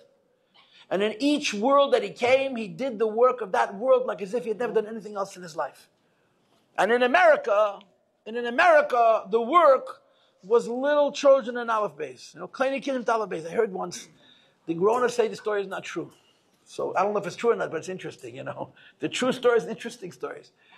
None of the grown-ups heard the story, but in other words, it's if even the story didn't happen, the idea of the story happened. Rabbi Groner, Olav Shalom from Australia, was a very big Talmud Chacham. He was a Gaon. He was a masmid. He learned Torah day and night, even as a Rav. And the Frierdiker Rebbe then was making yeshivas all over the place. He didn't have people. He took two Bachrim, 19 and 20, or 18 and 19. They're already grown up, yeah? And they would go to a shtetl and Pashat make a yeshiva yesh me'ayin. First, they had to find a rabbi with a shul who would allow them to use the shul. Then they go knocking on doors trying to find parents who would send their children to a cheder. And they would say, we have 9 kids. Your kid is the 10th. Who are the other 9? I can't tell you. You know why they couldn't tell you? Because they didn't exist, you understand? And that's how they built yeshivas. And the Rebbe must have made 20 yeshivas. Some of those yeshivas are adayim hazeh extant. Pittsburgh, Springfield, Boston. These yeshivas are some of the oldest yeshivas in America. They're 80 years old. Worcester, I don't know if Worcester's open or closed. Maybe it's reopened. But for a while, Worcester was closed. And he did it with gewaltige Mesiras Nefesh. So the story goes that the Rebbe took Rabbi Groner, and sent him to make yeshiva in Philadelphia. So again, I don't know if the story is true, but the rumor is that our Rebbe went into the Frierdiker Rebbe, and he said to the Frierdiker Rebbe that he's a big lamdan. And if he'll sit and learn, when he's ready, he could be a Chassidish Rosh Yeshiva. We'll have our own Rosh Yeshiva, a Lubavitch Rosh Yeshiva. And if the story is true, the Frierdiker Rebbe told the Rebbe, there's no exceptions. The work has to get done, and the biggest lamdan and the smallest lamdan, everybody has to be prepared for this Mesiras Nefesh, because we have to do what has to be done in America. This is the story. So the Rebbe Rashab left Lubavitch in 1915. The Frierdiker Rebbe came to America in 1940. And the Rebbe would say that this was the original plan. The plan was, and it's not just a relocation. You're moving from one place to another. You're moving away from what we would call in the old-fashioned world a pneumistic culture, a culture of a Hasidus which was about depth and individuals and greatness, to a world, to a Lubavitch that stands on the foundation of a Ahavta L'Recha Kamocha with incredible Mesiras Nefesh. This is all Yud Beis Tammuz. The Yom Tov of Yud Beis Tammuz is celebrating this evolution of Lubavitch to a Chassidus, to a Rebbe who mandates that our Chassidus consists of the fact that we go out of our own Dalaram, but we go away from where it's good for us, Begashmis and Baruchnias, to do what is necessary for the benefit of other Jewish people. This is part of the story of Yud Beis Tammuz. It's part of the story. And when the Rebbe would tell the story, one of the details that he would add is the idea of the translation of Chassidus into other languages. Chassidus was in Lashon Kodesh. It was in Hebrew. On rare occasion, there'd be a maimed in Yiddish. But you didn't translate Chassidus into German or French or English. It was inappropriate. It was beneath the sanctity of Chassidus. The Rebbe said that Yud Beis Tammuz, one of the breakthroughs spiritually of the was the translation of Chassidus into many languages. It's in other words, Yud Beis Tammuz is the beginning of the Lubavitch we know. And because of this, Yud Beis Tammuz is very, very relevant to us. Okay, mit Machan and Beis and mit Mamshach and Bli Neder. Und dann Chassidische Nigen, Hey, tzama, tzama, tzama, tzama lecha nafshi. Kama, kama, kama, kama, kama lecha besari. Hey, tzama, tzama, tzama, tzama lecha nafshi. Kama, kama, kama, kama, kama lecha.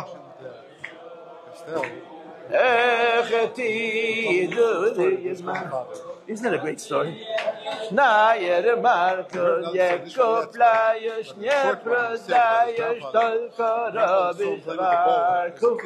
Die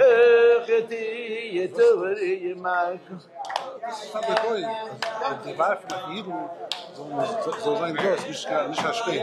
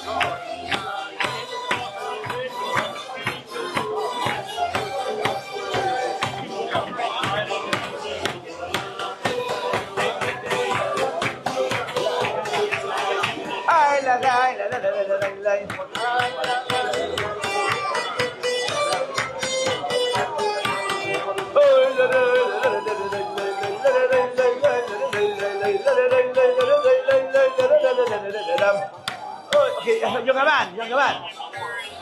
Do you know that Osher Nikolai is niggin? But you got to sing a little slower than this, yes? The Osher Nikolai.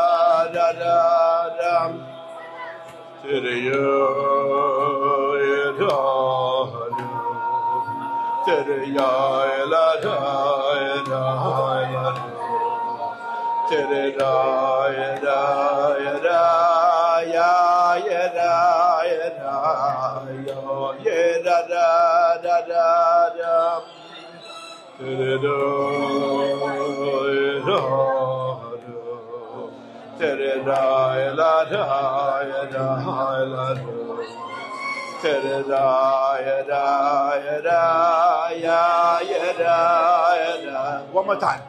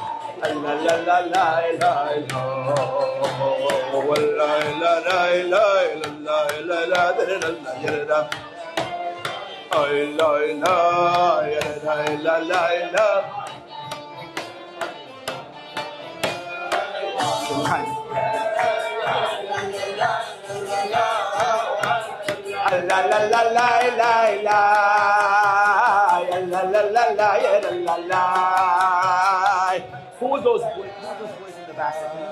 Counselors, local camp.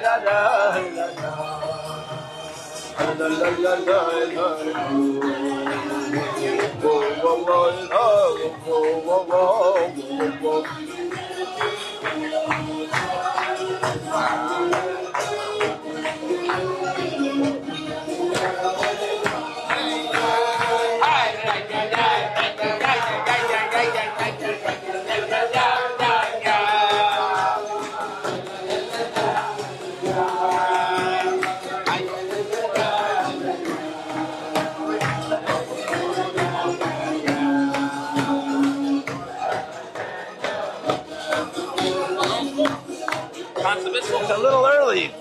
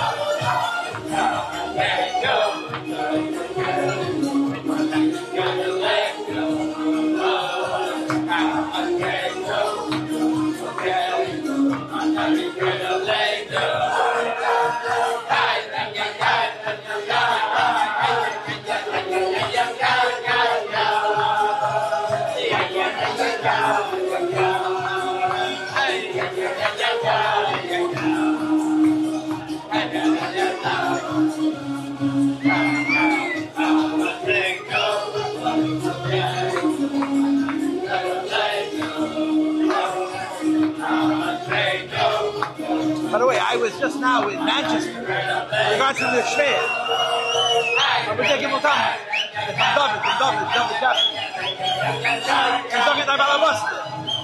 I stayed by your sister-in-law, Cohen, Max Cohen.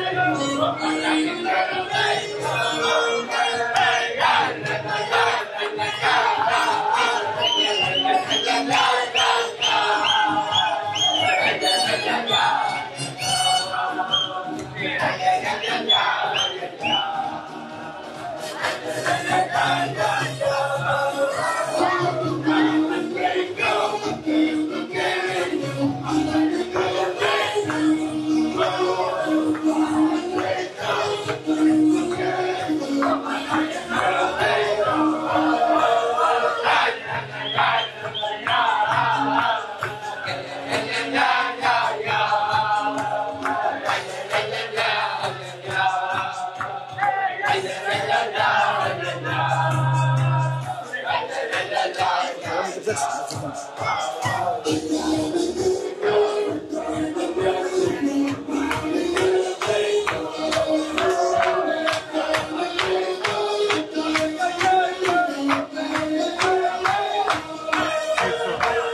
the table.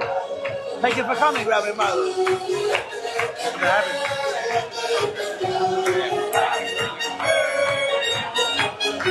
Tell him to stop.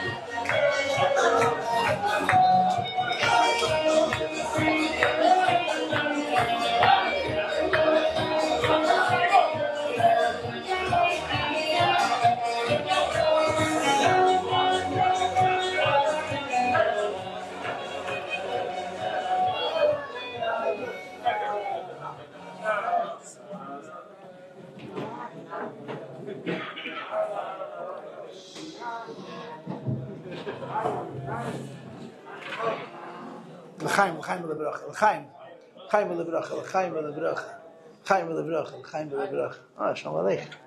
L'chaim v'lebracha, l'chaim v'lebracha, l'chaim v'lebracha, l'chaim v'lebracha, l'chaim v'lebracha, l'chaim v'lebracha, l'chaim v'lebracha.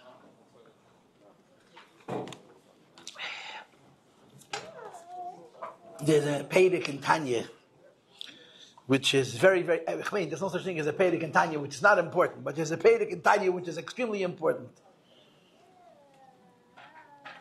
And in so many ways, it's a Sefer B'fnei Atzmei. And that's Pedic Mem Aleph, chapter 41.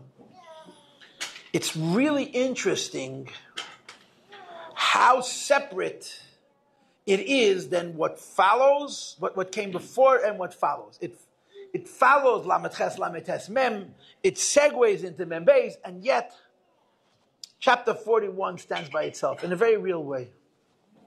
It's a long Pedic. It's a very long Pedic. The first half of Pedic Mem Aleph is about Yireh, the lowest madrega of Yireh. And if you're familiar with the Pedic, the Alter Rebbe says that the higher madrega is Yireh, same Tosam Alecha Melech Shtei Yirasei Alecha, and the lower madrega he calls it Avdus. That if you can't be afraid of the Eibishter, be a servant of the Eibishter. He says the Yireh v'Avodah Shnei mitzvahs b'minyan tariyah, 2 different mitzvahs I say. That's the first half of the Pedic. So the first half of chapter 41 speaks what we would call the lowest avodah, not the least avodah, but the most basic, Yireh and Bittul. The second half is Ahava, second half, but the highest Ahava, Mesiras Nefesh. If you look at the Pedic objectively, you'll see the poles. The first half is Yireh, the lowest in Yonim and Yireh, the higher in Yonim and Yireh, he speaks in Mem Gimmel. Bittul, basic acceptance of the yoke of heaven. And the second half of the Pedic speaks about loving the Eibishter, but at a level of Mesiras Nefesh. Shalom Aleichem. In this second half of the Pedic, where he speaks about Mesiras Nefesh, there's 2 madregas. If you're familiar with the Pedic. Now, there's 2 other options. A, you're not familiar with the Pedic. B, I'm making up a different Pedic, yeah? But you can go home and look, and if I'm wrong, you'll for sure tell me, yeah? If I'm right, Chas v'Shalom, you will not let me know. But if I'm wrong, you'll let me know. There's a lower Ava of Mesiras Nefesh, and there's a higher Ava of Mesiras Nefesh. And the lower Ava is discussed later. The higher Ava is discussed earlier. That's the sequence. He goes from higher to lower. He says the lower Ava, the Alter Rebbe writes, every Yid is ready for the lower Ava. What's the lower Ava? The lower Mesiras Nefesh, where a Jew is prepared to give himself away to the Eibishter to be connected to Hashem. A Jew is prepared to give his life to Hashem to be connected to the Eibishter. Avas Hashem. And he brings the Siddur. Right? When a person's life is over, the Eibush takes his neshama back. I'm giving it to you right now. And one of the nicest things in that Shtikl Tanya that the Alter Rebbe writes in Pedic Mamav, chapter 41. Again, some of the people are not Mesim Lev. That any time any Jew does any mitzvah, it's Mesiras Nefesh. Anytime any Yid does any mitzvah on any level, he considers it a beferish. That's the lower Ava. That's the lower Ava. It's later in the Pedic. But on the previous page, he brings a higher Ava. And what's the higher Ava? He quotes the Zohar, which is mentioned in chapter 10 and in other places as well. Kibro dashtadol basaravui ve'imei. Right? The Merochim line, Yater, Migarmei, V'nafshei, V'ruchei, V'nishmasei, U'masan alayim lamisa. Like a son who loves his father and his mother more than he loves himself. His guf and his neshama. Are you Rosenberger? Oh my gosh. Second generation or third generation? Kind of heard it. Rafi's your father? Oh, no, Second generation. Okay. Kind of heard it. Wow. There's young ones. There's still black beards left in the... Shalom Aleichem. Nice to see you. Nice to have you. Baruch Hashem. Huh? Welcome. We're happy to have you. Emmanuel is clearing, I gotta tell you. Emmanuel, huh?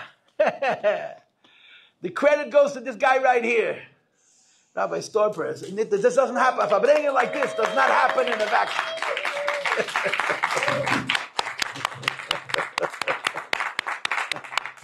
Akitzer, so the Alter Rebbe says, there's a higher madrega. What's the higher madrega? Mesiras Nefesh. You don't give your life away to the Eibishter. You give your life away to what the Eibishter needs you for. You're not giving yourself away to Hashem, so you should be close to Him. You're not giving yourself away to Hashem because you don't want to be separated from Him. You're giving yourself away to the Eibishter because of what the Eibishter, in quotes, needs you for. I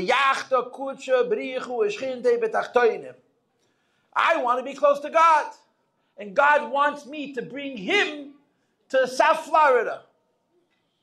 So the lower level of Mesiras Nefesh is I give myself away to the Eibishter, and me and the Eibishter are very close and far away from the world. The higher level of Mesiras Nefesh is I ask the Eibishter, of was darf men mich? What am I needed for?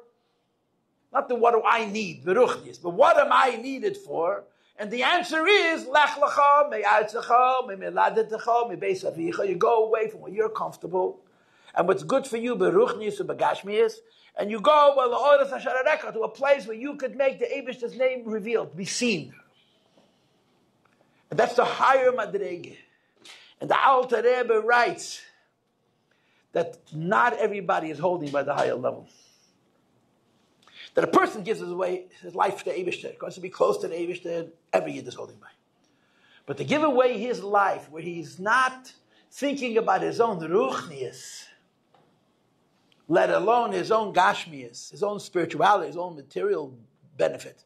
He's thinking about what the Eibishter needs him for, not everybody's holding one. Which is why the Alter Rebbe says that when we say in the morning, L'shem yichud kutsha b'richu l'shchinte l'yachad Hashem yudke v'vach b'chud l'shlim, we say b'shem kol Yisrael. Right, we're Lubavitch, yeah? I daven today in a non-Lubavitch Siddur. I had a Lubavitch Siddur, but when I go into a non-Chabad shul, I dafka want to see, I know it enough by heart not to make a mistake. They don't say b'shem kol Yisrael. The Alter Rebbe wrote in the Siddur, we say l'shem yichud only once a day, like not like other people do before each mitzvah. It's a pool in Msheches. There's a whole sikha on it in Chelik Lamed Tes. Look at the sikha, Rosh Hashanah, where the Rebbe explains why we say L'Shem Yichud and why we only say it once a day. But every one of us this morning announced that we are making a Yichud Kutsha B'Richu Shchinte on behalf of the whole Jewish nation. B'Shem Kol Yisrael.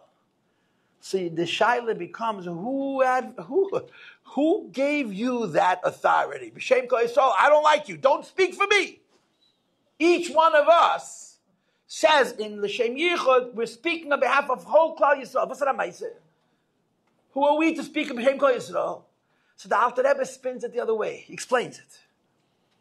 He says we're not as individuals on a madrege of liyachta kuchabrichu eschinte betachtonim. As individual people, we're not prepared to sacrifice our physical lives and our spiritual lives for what the Eibishter needs from us. But as members of Klal Yisrael, we have that power. If you will look in Tanya, you will see that any time the Alter Rebbe mentions Yechidusha b'nefesh, Mesiras Nefesh, he said the words Klal Yisrael. Perek Yitches, chapter 18 and 19, where the Alter Rebbe talks about the Mesiras Nefesh, he always says that when a Yid gives his life to God, that's Klal Yisrael. It's part of the collective, the Jewish collective. And he repeats it again in chapter 41. Because as individuals, we're not there. So we're not saying B'Shem Kol Yisrael because we are authorizing ourselves to represent the whole Jewish world. We're saying B'Shem Kol Yisrael to empower ourselves to say this and mean it, because even though as individuals we're not on that level, as members of Kol Yisrael, we're prepared. This is the second half of chapter 41 in Tanya, Perek Mem Aleph. The first half is Yira and Avodah, and the second half is 2 levels of Mesiras Nefesh. The lower one is you're giving away a life to the Eibishter to be connected to the Eibishter, and the higher one is you're giving away a life to the Eibishter for what the Eibishter needs you for. And he says himself that Nitya didn't help by them and not holding by it to get some mess. I heard, I was not in 770 when this story that I'm about to tell you occurred. But I heard the story from people who were there in 770 to make the big Fabrengen. I told you before, they used to make big Fabrengens. And by the big Fabrengens, the Chshuvi Anash, it's the Chassidim that are Royim, Lishmam, people like Rabbi Korf would get up and speak. So somebody got up in 770. I think I know who he is, but I'm not sure. And I'm happy that I'm not sure because I don't want to say his name. And he told a very personal story. He was a Talmud of Temchet Mimim in the 40s, Bam Friedrich and Rebbe. And if I'm not mistaken, he was a Choshev a Talmud. Ken gut lernen, very Chassidish Bocher, gehalten bei Pnimis. And the Friedrich Rebbe was making yeshivas. But you see, when you read about it in the Akriya Vakadusha or in the Atomim, you think he had a yeshiva. You know what the yeshiva was? It was 6 boys in the back of a shul. You understand the yeshiva. He made a yeshiva in Buffalo. How many kids were that yeshiva? It was blood to shveis, mamish, blood. Every child that they were able to give a Yiddish chinuch to was so difficult. I once used to give a shir in Borough Park. I gave a shir in Borough Park years ago. And it came to Beis Tammuz. It wasn't a Lubavitcher crowd. And I always used to sort of hedge how Lubavitch I could be. Kenya Beis Tammuz was a woman's shir. This is my submit, 25 years ago. Kenya Beis Tammuz, I just said it the way it was. And an old lady got up 25 years ago. And she says, I am a beneficiary of what you just said. I lived in New Haven. And the Friedrich Rebbe sent Beta Levi to New Haven in 1947. And she basically said, if not for Beta Levi, she put me from Jew, Pashat. The Rebbe sent Bachrim, he had no married people, to go to these different places and start yeshivas. They started with 1 child, with 2 children, with 3 children, with 4 children. Some of those schools became big later. Some of those schools didn't succeed. And we had this snagdas. You speak to the old timers, you get so upset about the tipshas, about the machlekes that went on here in America. We were fighting over Jews when the Jewish people were being assimilated.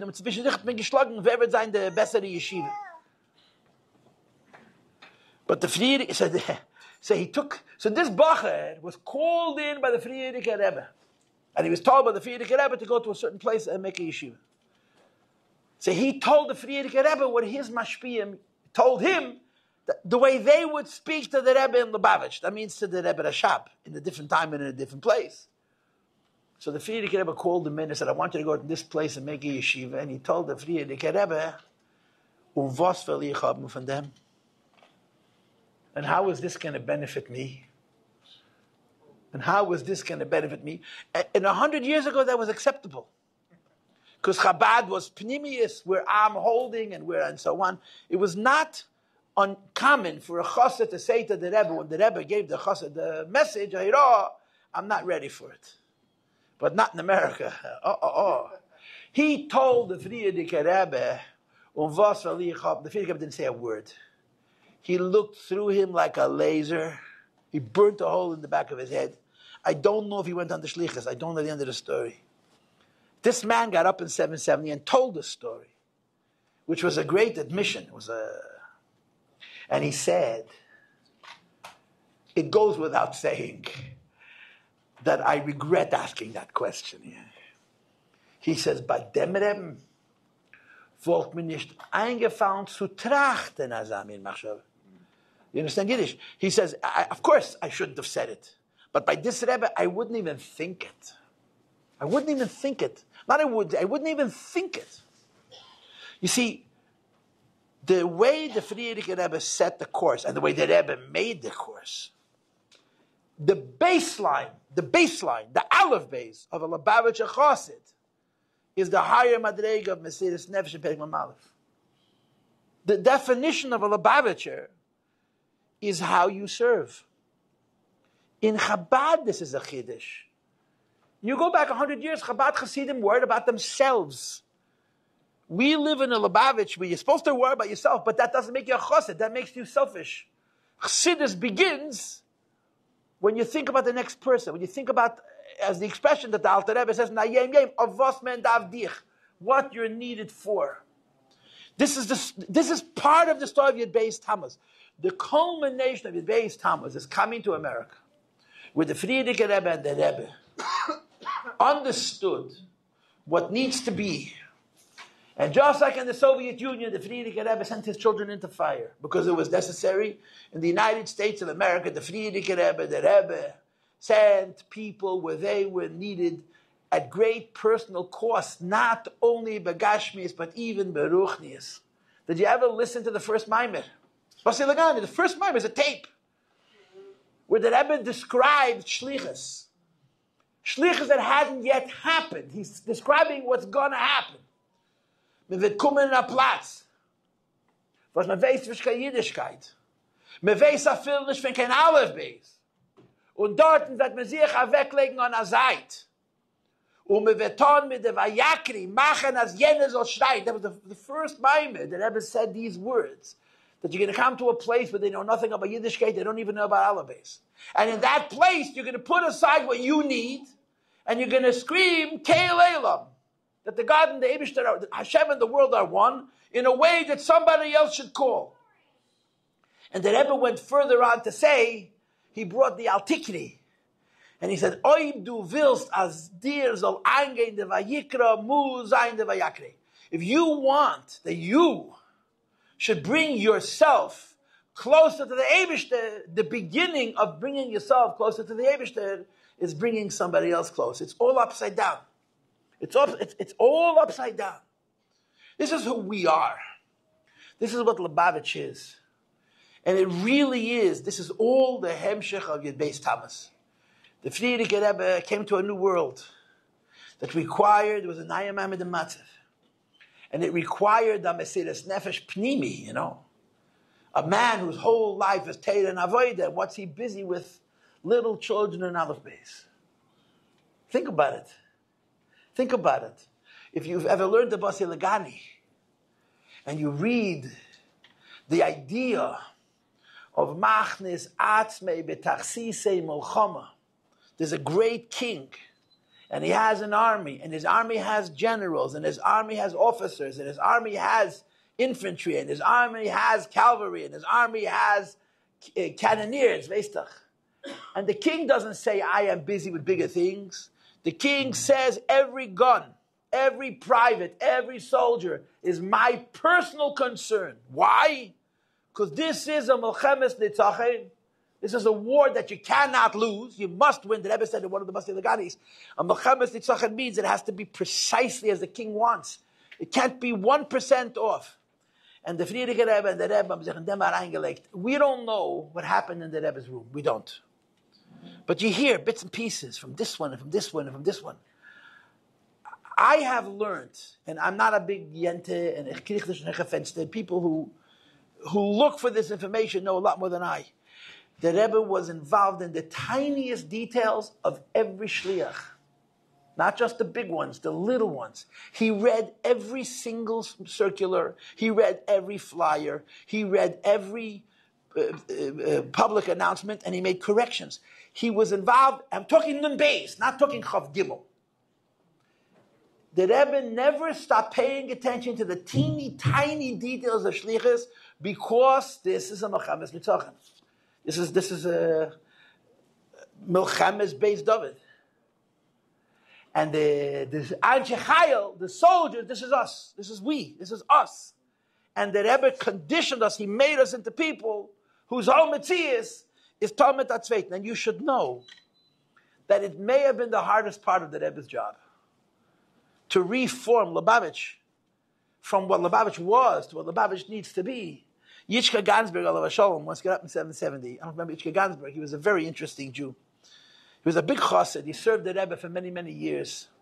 And then when he got sick, so he became the husband, and his wife served the Rebbe for many years. She was the mother of Machon Chana for probably 30 years. So he used to say the same story, that somebody wrote the Rebbe a letter complaining about all the Ufaratsta. That Lubavitch is so busy worrying about the whole world, what about us, and what about Avodah, and so on and so forth. And the Rebbe wrote back to him, I read your letter, and based on what you desire, you should have been born 50 years before. You were born at the wrong time. Sorry, sir. It's not the program. It's a naya welt. It's a naya welt. And you know what it is in Mesiras Nefesh? We take it for granted. You know, we have reached a point, Lubavitch, Chabad, Anash have reached a point where the biggest chus is to go on shlichus. People today, the kids who never saw the Rebbe, are going on shlichus to little tiny places where panosa there isn't. Sources of achnasa, the difficulties of shlichus are incredible. The numbers of Jews they're going to meet are tiny. They just want to be shluch. Shlichus has reached critical mass. You know, the Rebbe broke it through that at least inside Lubavitch, the desire to be a shliach and the readiness to pay whatever price you need to pay to be a shliach it's unreal. The kinds of shlichus that the kids are taking, the young light are taking, and the challenges and the lack of, you know, they're not going to ever become a big shliach. Why? There's 100 Jews in the whole city, but they want to be shluchim. It's amazing. It's amazing. And we don't even see that it's Mesiras Nefesh. It's a chus. It's the greatest chus in the world. But al pitanya, it's the highest Mesiras Nefesh. Because it's a Mesiras Nefesh which is not even about you. It's about the other guy. The Mesiras Nefesh is not about you, it's about the other person. And this really is the end of the story of Beis Tammuz. It's the end of the story of Beis Tammuz. The Rebbe spoke a sikha. The truth is, this could be a whole inyan. It's a chassidische Fabrengen. I'm not giving lectures. But there's a sikha that you have to know. They recently had it on Gem. Finally, they gave it out. Simchas Beis HaSheyeva Tov Shin Yud Zayin. Simchas Beis HaSheyeva 1956. The sikha is, you can read it in the Teres Menachem. You can hear the tape, and Gem made they video with stills. They don't have the movie of the Rebbe speaking the sikha. They have pictures, and you hear the Rebbe's voice. The sikha is unbelievable, but it's a watershed sikha. It's a fundamental sikha. It's a sikha that tells you how the Rebbe thinks. The Rebbe began the sikha talking about war, Mulchama. And he said that in general there are two tactics to war. I mean, one thing about war is that war is not complicated. It's very simple. Unfortunately, it's simple to the extreme. But war doesn't have nuance. You understand? War is not art. It's war. It's ladag or lehodig. It's not complicated. So the Rebbe said there's two basic tactics of war. One is called Milchemes Hagana, and the other is called Milchemes Tnufa. Milchemes Hagana is what you call defensive war. And Milchemes Tnufa is called offensive war, aggressive war. And if you know the history of the world, it's World War I and World War II. It starts with the Civil War, you know. Milchemes Hagana is called trench warfare. You sit in your trench, and you don't move. And you let the enemy, how do they call it, World War I? To come over the top, and you mow them down like you're cutting grass. You sit in a fixed position, and you fortify the position, and you allow your enemy to attack, and the enemy is exposed, and the enemy is vulnerable. It's called defensive war, Milchemes Hagana. And the other is called offensive war. I don't want to say German, but it's called Blitzkrieg. Where you make a spearhead, you go deep into your enemy's territory, and your flanks are exposed, which is very, very bad for soldiers. But you're moving so fast that by the time your opposition figures out that the flanks are exposed, you're able to protect your flanks. So you're very quick. It's aggressive, it's offensive. Now, the Rebbe didn't give the examples that I just gave, believe me. But he spoke in Lashon HaKodesh. He said, Milchemes Hagana, Milchemes Tnufa. And then the Rebbe said the following. What is the difference between defensive war and offensive war? When you fight an offensive war, the Rebbe said a few things. Number one, you choose the time and place of the battle. If you're on offense, you decide when and you decide where. Consequently, you could choose superior terrain, higher ground, which is always better in war. And finally, he said, When you fight an offensive war, you're fighting on the side of your enemy. So the collateral damage, the people who get killed by mistake, are on that side, not on your side. When you fight a defensive war, you don't choose the time of the battle, you don't choose the place of the battle, and the collateral damage happens by you. And then the Rebbe said, and the Rebbe is talking about Gedei Yisrael, Hamidim. Because of our many sins, the traditional Jews' approach always was to fight a Mochemes Hagona, to fight a defensive war. We sit in our cloistered corner, we do our own thing, and we wait, hope no one bothers us. We build walls around ourselves, and when there's an attack, we call an emergency meeting and we react. And the Rebbe says, and we continue to lose, and we continue to lose, and we continue to lose. The Rebbe says it's time to become offensive. There's actually a sikhe where this is stated as explicitly as I am saying it to you. Please don't believe me. Simchas Beis Hashayevet Tavshin Yudzayin. You can hear the Rebbe's voice. You can read the transcript. And you can look at pictures and you hear the Rebbe's voice on a gem video, which is less than a month old. In the last couple of weeks, they publicized it. The Rebbe, it's time that frum Jews go on offense. And he explained why. In war, people fall. You know that. But when you choose the time and place of the battle, the people who fall by mistake are on the other side. Frum Yidden have to go on offense. Do you know how radical that is? Do you know how against the nature of a Haredi Jew this is? I mean, to this day, people don't know what to do with Lubavitch. Today, it's 85 years since this whole revolution started. And people still don't know how to eat Lubavitch. But then, Jews they don't go out into the world. And the Rebbe says, you're going to have to fight anyway. It's not an option. And if you're going to wait for the enemy to come to you, you're going to lose more. Go to the enemy. Start the fight. Do people fall? Of course they fall. But they fall either way. This is a revolution. This is the Rebbe's revolution. And I'm asking you to look the Sikha. Please read it yourself. You're going to be so amazed to see that I didn't exaggerate. I'm a public speaker, which means my middle name is exaggeration. The part about trench warfare, blitzkrieg, I added. Otherwise, I'm telling you the Sikha as if state. But here's the thing about it. The Rebbe did it with Chassidim. The Rebbe did it with Chassidim.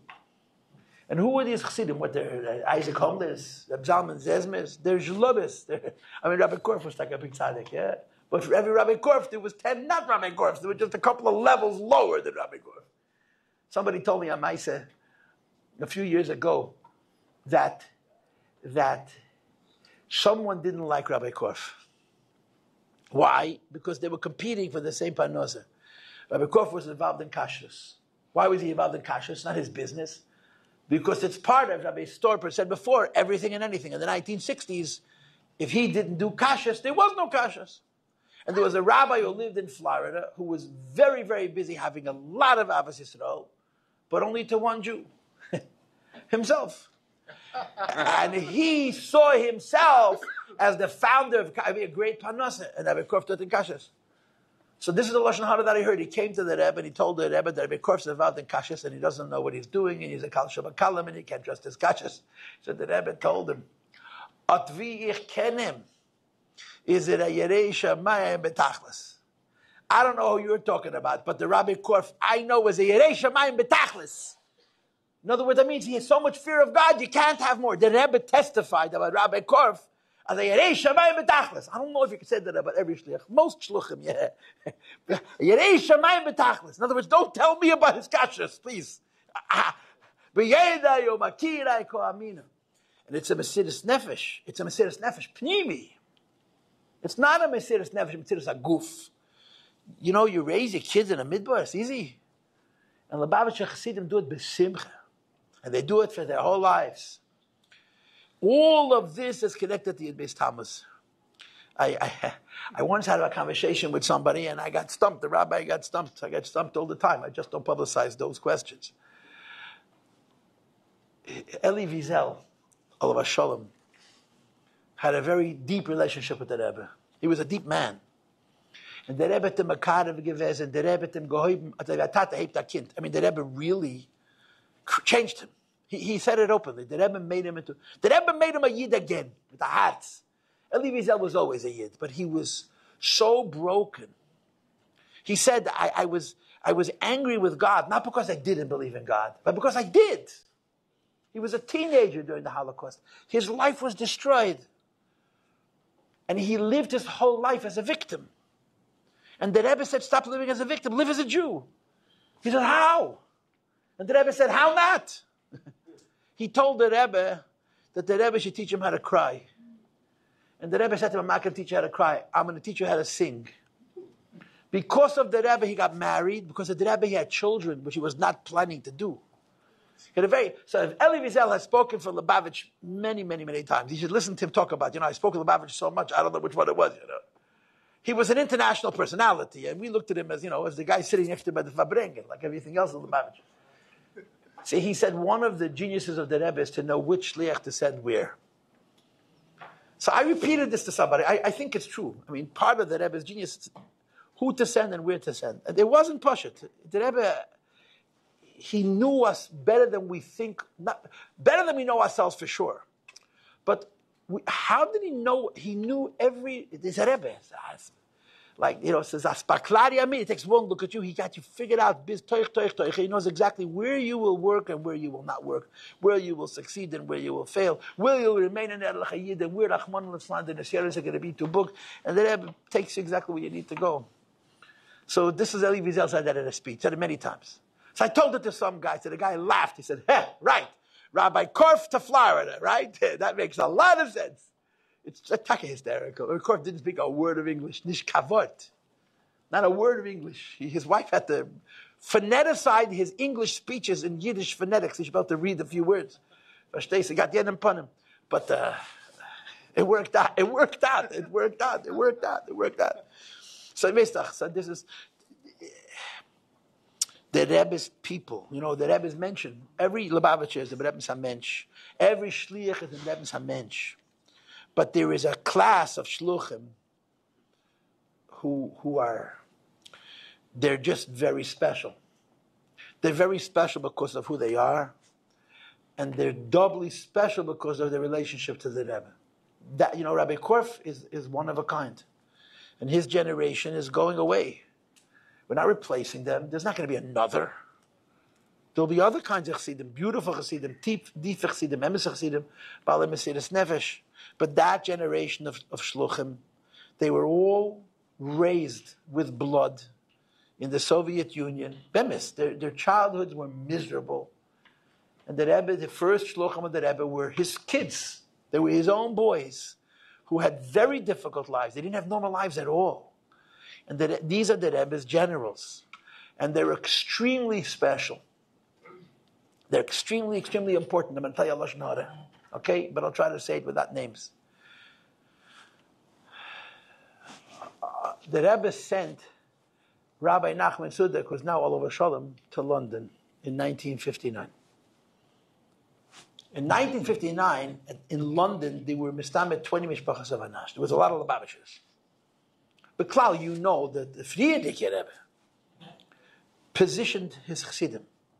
When the Anash came from Russia, the Rebbe decided on an individual basis where they should live. He sent some to Australia, he sent some to South America, and he sent some to Europe. And the Rebbe sent, 10 or 50 mishpachas of Anash, but mamish the shenste, misolto misham of Chabad. Some of the nicest Chabad, Jungelite, Tmimim, and the Bnei Tmimim were sent to London. And other places in Europe, in Italy, in France, the Rebbe positioned his chassidim to be maximally useful towards this new vision. And you must understand, when they came from Russia, they had no concept of what was going on. You read the letters. They're writing to the Frierdiker Rebbe. The Frierdiker Rebbe is answering them. It's like they're speaking two different languages. Because they were used to the old Chabad of davening and learning and trying to stay alive against Stalin. And the Rebbe is talking about conquering the world. It was mamish two languages. And they had a very hard time pushing it. Forget about doing it. Simply understanding what he wanted was beyond them. They couldn't relate to it. Greis Chassidim, Tmimim, big people. I'm talking about the Friedrich Rebbe yet. Anyway, so there was a whole contingency of Lubavitchers living in London. Nachman Sudek was how old when he was sent? 25, a younger man. Born in Russia, where grew up in Israel. Probably, did he have a normal life? What kind of cheder did he have? And he came to London. He was the Rebbe Shliach. And his biggest challenge was the Anash. They were there before him. They were older than him. They were smarter than him. They were more chassidish than him. And they didn't know what the Rebbe wanted. They used to make a big fun of him. They made fun of him. He spoke Hebrew, yeah. The Rebbe, I saw a letter with my own eyes to a elder chassid, who every time Rabbi Nachman Suda got up to speak, he'd make fun of him. Lubavitcher, lachen for him. And played it. And the Rebbe wrote him a letter. And I'm not saying his name. The Rebbe writes to him, in London, there are many, many members of Anash. And they've been there for 15 years. During this time, they could have built a shul, they could have built a cheder, they could have built a yeshiva, they could have done everything. They couldn't put their finger in Cold War. And then I sent a young man who didn't see Yemei Ha'oyer, was not in Lubavitch, did not see normalcy at all. And I got word, not from him, he would never report, he writes. I heard from other people that when he opens his mouth, you disturb him. So the Rebbe writes, I don't think that this letter is going to make any difference, but I must protest. I shouldn't have had to send him. What he's doing, you should have done. And the Rebbe writes, I don't think this letter is going to make one bit of difference, but I'm making the machah.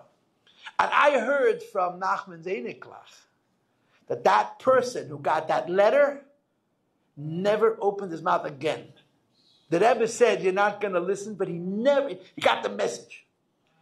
A boy came from a generation of blood, did not have a normal childhood, didn't have a Lom Yeshiva experience. And this is what the Rebbe built his empire with. That generation of shluchim, they don't have the best English, maybe they don't have the best fundraisers. There's guys today who know how to do it, yeah. But chassidim, dedication, what it means, I serve the Rebbe. It was absolute. They're serving the Rebbe. I've been. It's a weird thing. I come to Florida every year. As Emmanuel brings me, and for the last few years, Rabbi Korf sat next to me.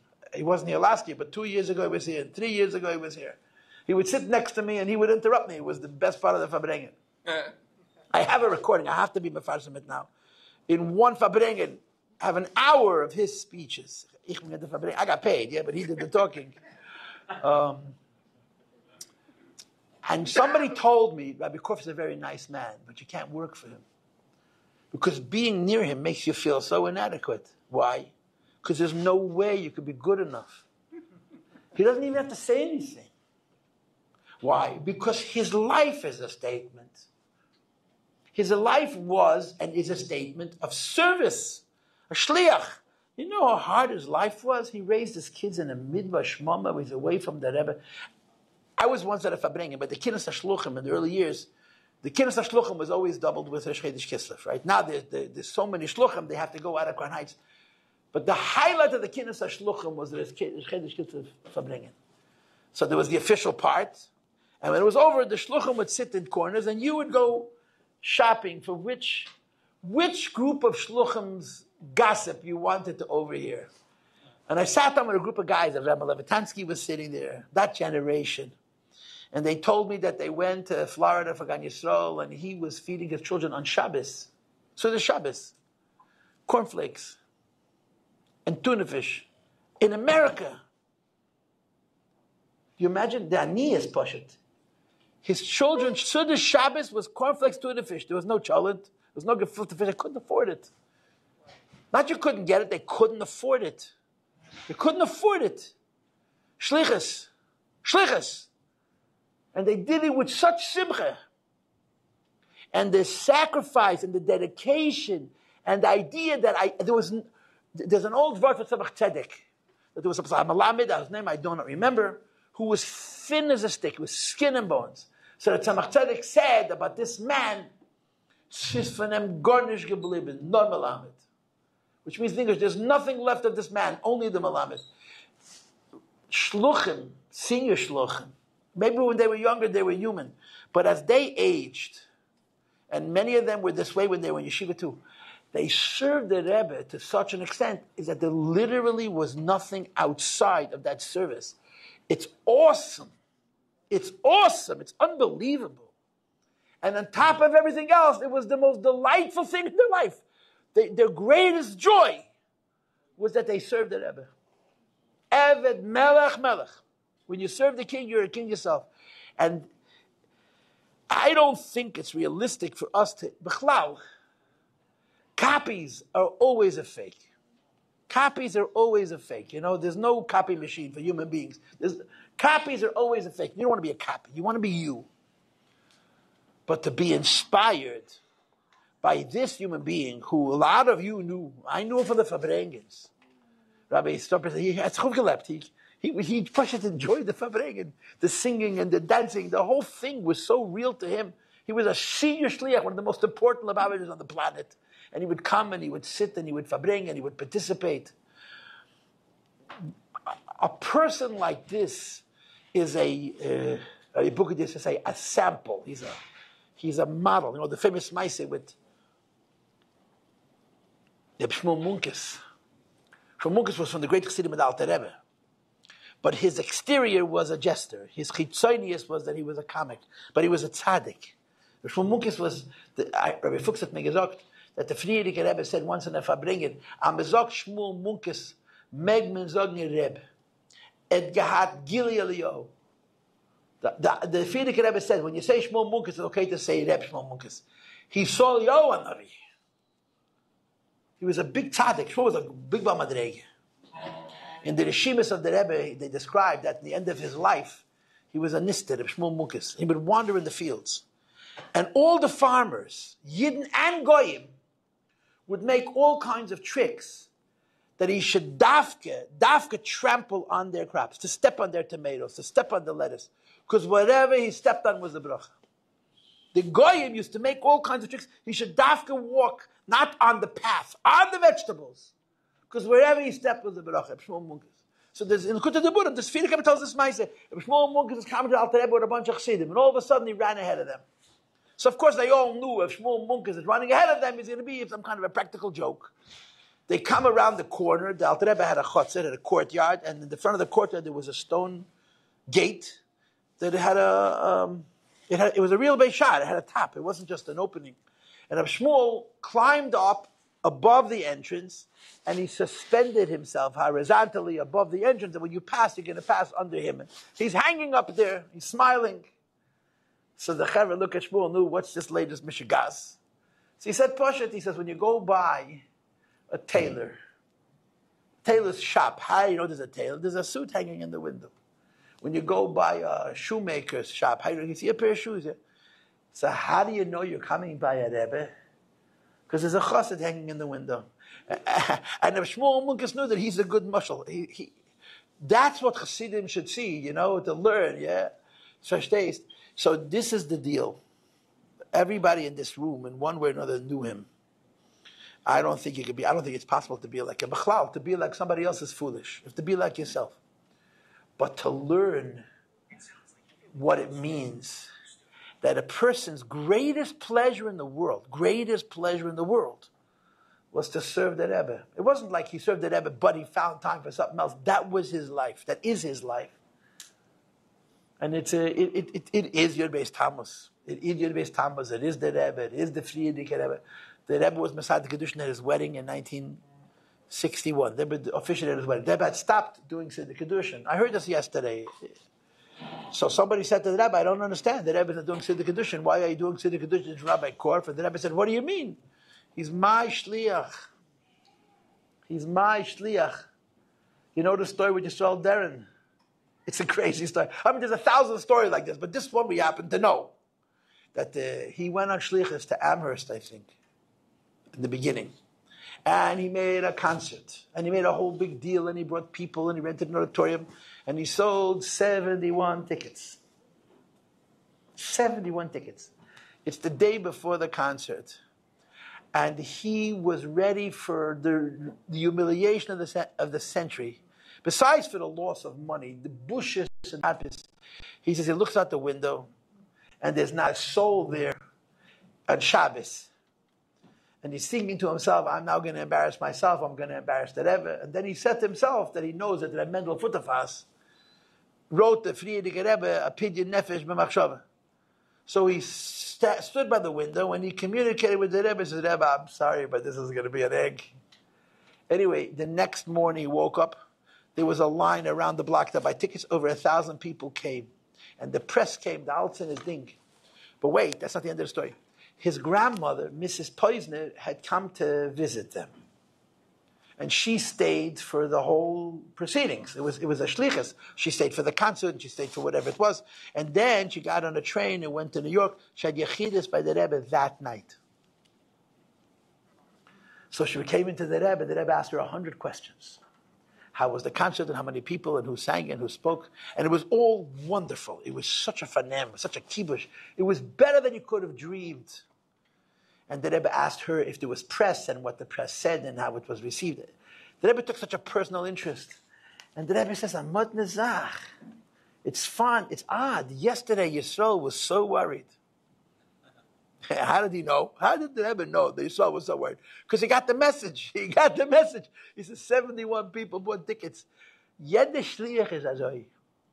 Every shliach is that way. That the Rebbe said publicly, you should know, that his kashrus is not a connection between a chassid and a Rebbe. His kashrus is a connection between a Rebbe and a chassid. His kashrus really is the connection between the Rebbe to us, not us to the Rebbe. This is our language, but the real idea of his kashrus is that the Rebbe is connected to all Yidden. He's especially connected, kol ha'korev, korev, kedim lebrocha, like it says in Tanya. The people who are closer to the Nasi Adar are closer to the hashpas that comes from the Nasi Adar. This is how it is. And shluchim,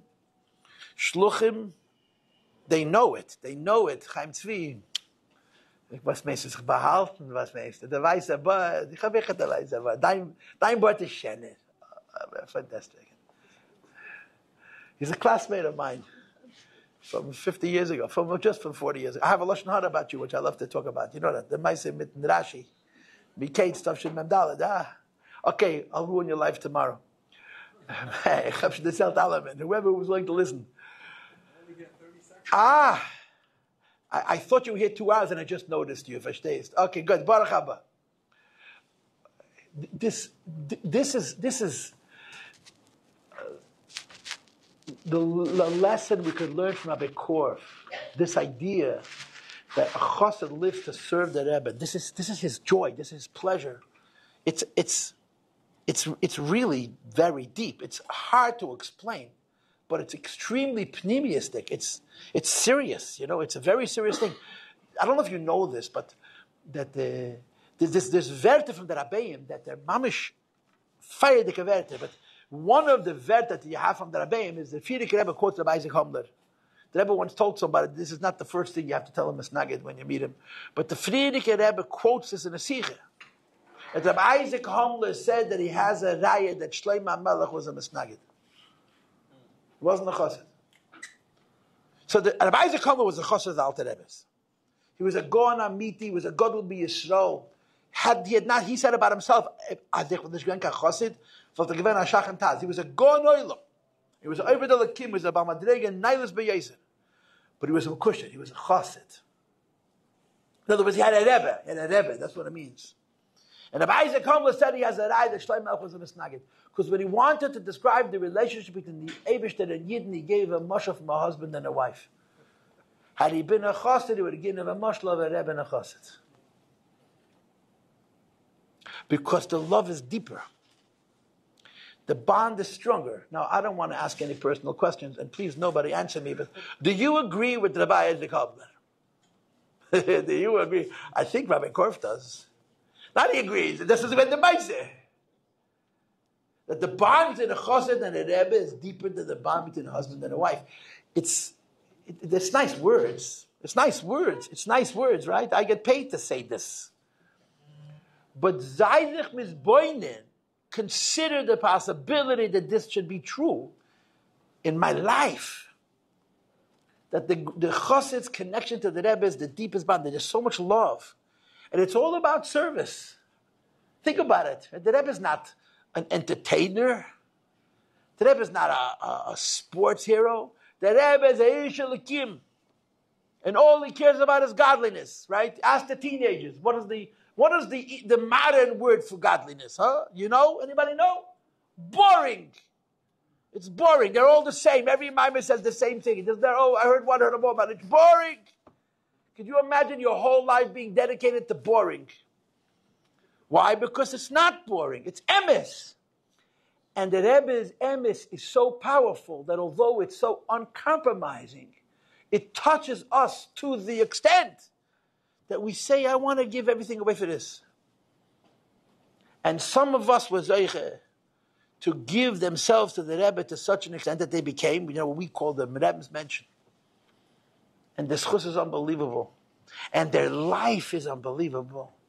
And their lesson is unbelievable. And the hero, the vacha yit and alibe, the Rebbe spoke about the idea that meis echad nechabura, when one member of a community passes away, even though death is an inevitable part of life, every member of the community has to look in the mirror and say, so what is the message? What is the v'chayit and alibe?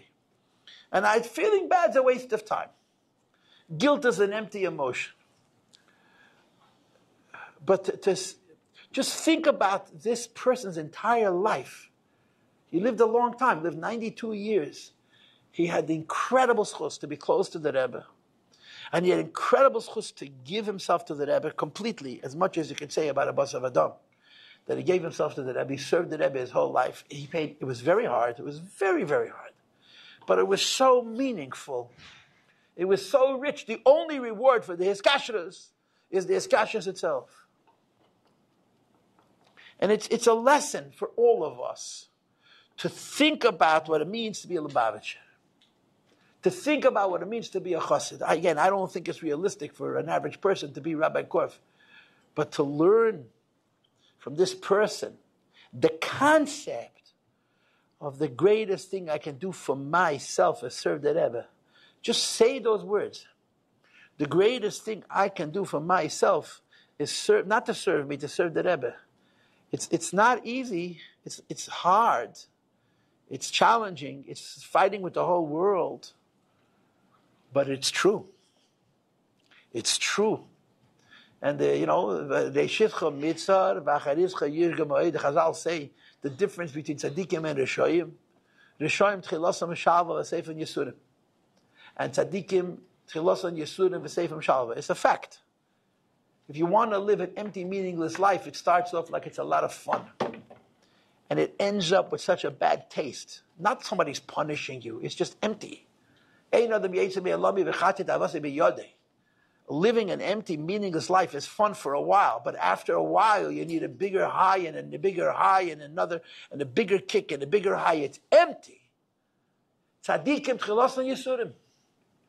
That's El Maza. In this world, tzadikim tchilasam yisurim. If you could visit Rabbi Korf in 1963 and 1964 and 1965 and 1966, you will see what Mesiras Nefesh meant then. For nothing. He didn't have 50 Chabad houses. He didn't have 50 Jews. But this was the job. And the Seif and Shalva, the end of the story is incredible atzlach. So much atzlach, they don't know what to do with it. Why?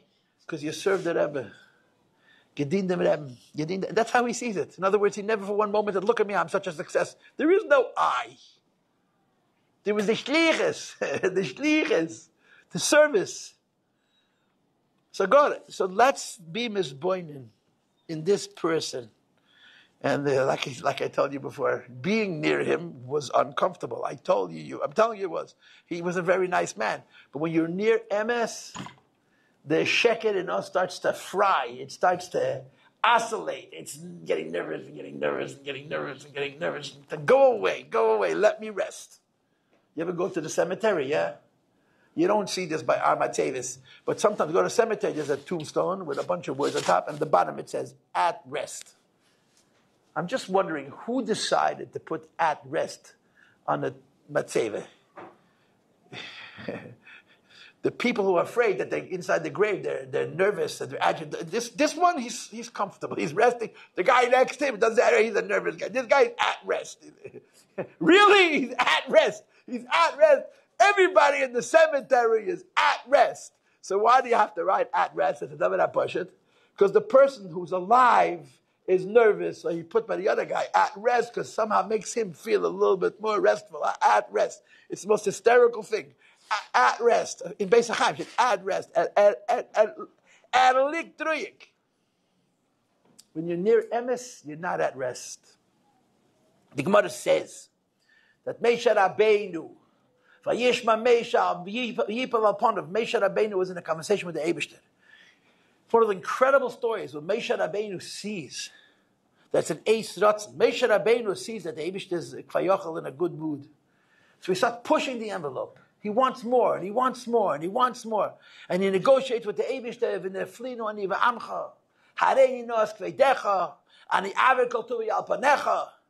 And the Eibishter says, I'm not going to send the shliach, I will pana yelechu v'anichesi loch. Moshe Rabbeinu pushes and pushes, and he demands, and he demands, and he demands. And the end of that story is the Eibishter says to him, Higias man, shagala lecha, kol midas rachmanis fili. Hashem says, Hashem, I'm going to teach you all my secrets. And he tells them, Gimmel mitzarach, which is what we call Seder Slichas, that we say before Rosh Hashanah. And it says in the Chazal that the Eibishter puts on a talis and says Seder Slichas, which is why when we do Slichas, the Chazan puts on a talis. And in that story, Hashem says that Gimmel mitzarach. Moshe Rabbeinu heard and he fell on his face. He fell down. Moshe Rabbeinu fell to the ground. Frag the Gemara Mara. What did Moshe Rabbeinu see that caused him to fall down? And the Gemara answers, Emisra. Moshe Rabbeinu saw the truth and he fell down. There's a Hayem Yem, which is very powerful. Where the Fidik says, the Rebbe quotes it, yeah? Nit as aveda davzai mit an emes, nor emes alein as an aveda. It's not that the way you serve Hashem has to be true, but that truth is a form of service. Emes is a service. Emes is a service. And when you're around Emes, you're very uncomfortable. Why? You're a nice guy, he's a nice guy, but he just, Emes, we're not Mevinim in people, we're certainly Mevinim in the Shamis. But in whatever level we're able to understand, this is who this man was.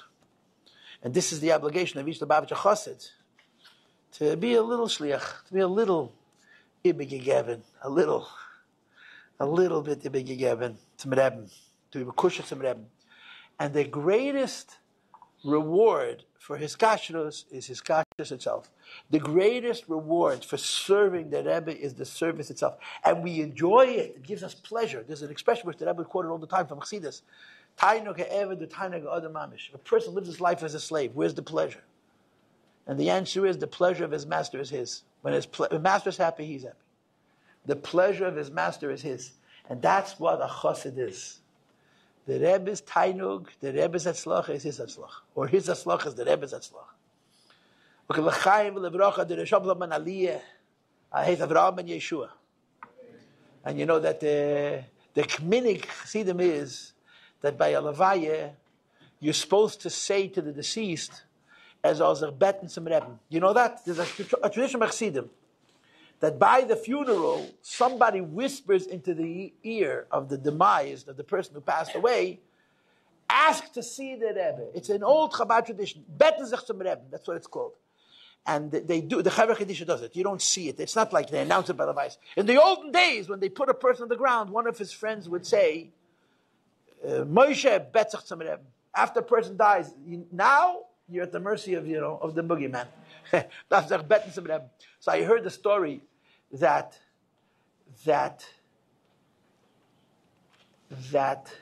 when the Pshel Baruch passed away, the Pshel was a big chassid, so they told him this expression as a beten zum Rebbe. So the first time it was done by the Pshel Ber Zislin. It was a Gorag Chassid. Then by the Levaya they had to do it a second time. But the way you do it is, you don't say Reb, you just say his name. You don't say Harav, Reb, you just say Avraham. So they got to the Levaya, and all the Tvimim were there, all the important Lubavitch Chassidim. And someone said to Reb Shlomo Chaim, who was a Mashpi in Lud, that he should say to Reb Sheil as Azar Bet and Simrem. He should say to Reb Sheil Brook, who was a former friend of his, he was older than him. So Reb Shlomo Chaim said, I can't. He said, why can't you? He said, because I never ever said his name without the Reb. I can't do it. I can't say to him, Avraham, Betzach Tzimreb. He couldn't do it, so somebody else had to do it. The Betzach Tzimreb, the Betzach Tzimreb. The Rebbe spoke about the Shmuel, that there's no question that the Rebbe Bavor and Tal in Yonim. But the important thing is the Aliyah today is Akitzu V'ran Sheikh Nehofer. We're mamish holding Erev Mashiach Tzidkenu. And even Trump is saying a Mashiach Hakum Baba. If he says it, if he means it, but whatever it is. Bibi Netanyahu gave him a gift, you saw? Bibi Netanyahu gave him a gift, $1 from the Rebbe. $1 from the Rebbe. Du verstehst mit der Tutzach. I want you to know that the Ness is not that Trump got $1 from the Rebbe. It's that Bibi gave it to him. That's the Ness. Okay, Trump is not sure what he believes. He'll try anything. But Bibi gave him the $1. Yeah, of course he went to the oil. But Bibi gave him the $1. Bibi was the father Meisel with the Zelt wegen Achosid. I'm not going to say any names, Baruch Hashem. Dervaila, stick around, yeah? So there was a businessman, a Lubavitcher businessman, who had a shutef, who was Jewish and not religious, who had trouble with one of his children. A daughter was very ill. This man was the senior partner. He was a lot richer than this Lubavitcher chassid, and he was the greater investor. And the Lubavitcher was also in business, but he was at his mercy. He was the subordinate. He was the secondary partner. And he said to his friend, you know, your daughter is not well. You should really ask the Rebbe for a bracha. He says, oh, no, don't get the Rebbe near me because I know how the Rebbe operates. I'm going to come to the Rebbe. He's going to start making deals with me. I'm not asking the Rebbe, and don't you ask the Rebbe for me. Anyway, the girl's getting sicker and sicker. It's a true story. And he, a few times, said, maybe you should tell the Rebbe, no, Shulmefen, because I know what the Rebbe is going to do to me. He says, Zayin Freilach. This Lubavitcher said, you know what? A kapara of the business. He wrote the Rebbe a note, and he said to the Rebbe that this is my partner, and his daughter is literally dying, and he doesn't want to ask the Rebbe for a bracha, because he's afraid that the Rebbe is going to make deals with him, and the Rebbe's answer was, tell him to register his daughter in Beis Yaakov. Okay? Not in like a modern Orthodox, one of those Talmud, Ivrit B'Ivrit, modern Orthodox girls' schools, whatever names they are. Beis Yaakov. So now this Lubavitch had a problem. The guy specifically told him not to do it. And he warned him, please don't help me. And now he didn't listen. And he asked the Rebbe. The Rebbe said he should register his daughter in Beis Yaakov. So he went over to this guy. And he figures that this is it. The partnership's over. The guy's going to get so angry at him, he's never going to talk to him again. But what are you going to do? You got to do what you got to do. So he tells him, listen, I don't know how to tell this to you. Respectfully, so I'll tell it to you straight. I didn't listen. I asked the Rebbe. And the Rebbe said you should register your daughter in Beis Yaakov. So the guy went and registered the daughter Beis Yaakov without a hitch. And the girl recovered. 100 for Shleima. And she went to Beis Yaakov from Grove. So this man came running to the Rebbe and said, Rebbe, Agroisa Moifis. So the Rebbe said, you know what the Moifis is? That you gave him the message. that you told him what I said. Not that the girl recovered, that you gave him the message. It's a bigger Moifis that Bibi gave the president. Bibi Netanyahu, one of the most important Jews in the world, knows a Rebbe dollar. A Rebbe, do haltemir. Do haltemir. It's nicht Erev HaGeula. It's not Mamish Otot Mashiach. Huh? We all need a plan. We all have to know how. We have to know how. So, which door is he coming in from? Is he coming tomorrow or yesterday or 2 days ago? Huh? We need to know. Well, that's not the way the game is played. We will wissen, take it from Yad Mamish. And the Rebbe said that those who pass away most recently have the easiest time with Chayes HaMesim. I think we could all agree that we're all a little bit better because we knew Rabbi Korf. And we should continue to being a little bit better. Wait. Everybody, I know you want to go home. Sit down. We'll just sing out the Rebbe's niggin, and then you can go home. L'chaim or l'shulim. Everybody sit down, and put on your gartel, put on your chosit. We'll talk about the Rebbe's niggin, or the next thing is a tweet.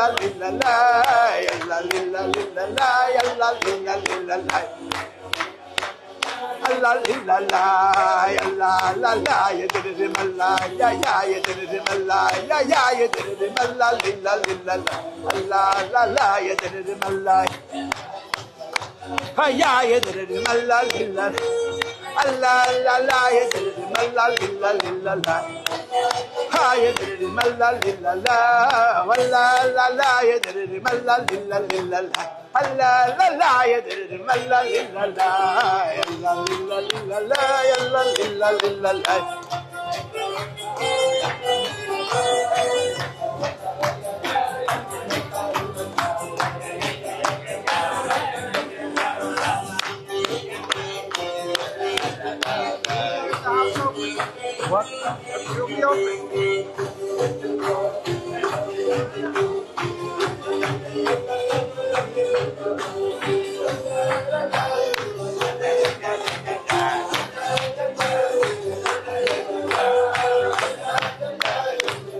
It's nice to see you. So does Taylor.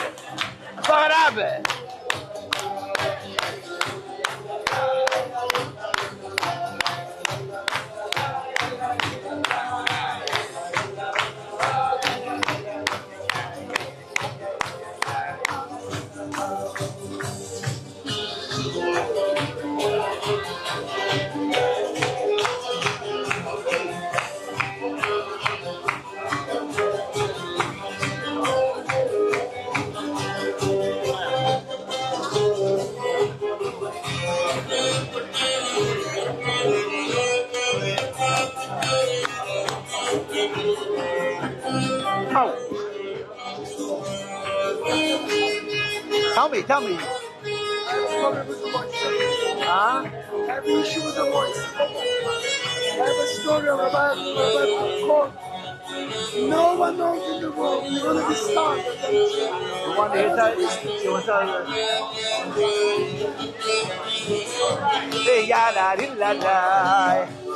Keep it promise. Passing my red and lying in the room. I happen to be behind you. Thank you. What time is your thing tomorrow night? I don't know. I'll give you.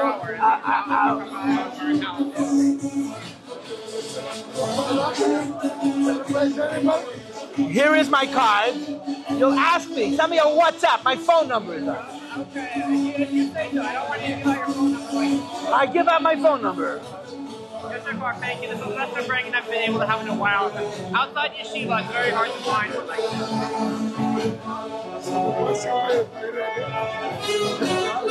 The line is push. I'm behind the microphone. The Beis going to claim it. Came to the door.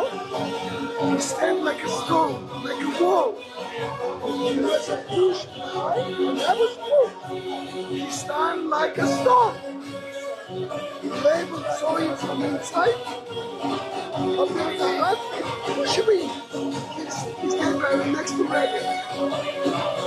I was by Rabbi, and I was by label, the sewing. And he stayed there, he stayed Yes, there.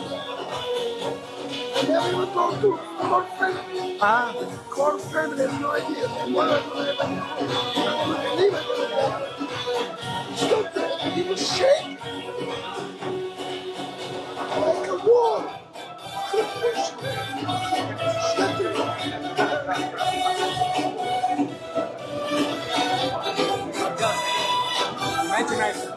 My father is recently nifter. I know. I saw. This is like they just put this in like a couple days ago.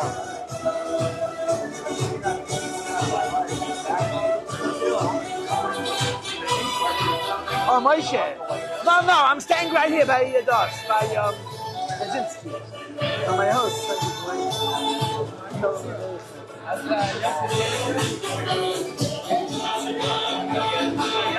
What is your name? Ryan Odell. Odell. No. Nodel. So you're related to Schusterman. So my wife is Schusterman. So we're related. I know your father.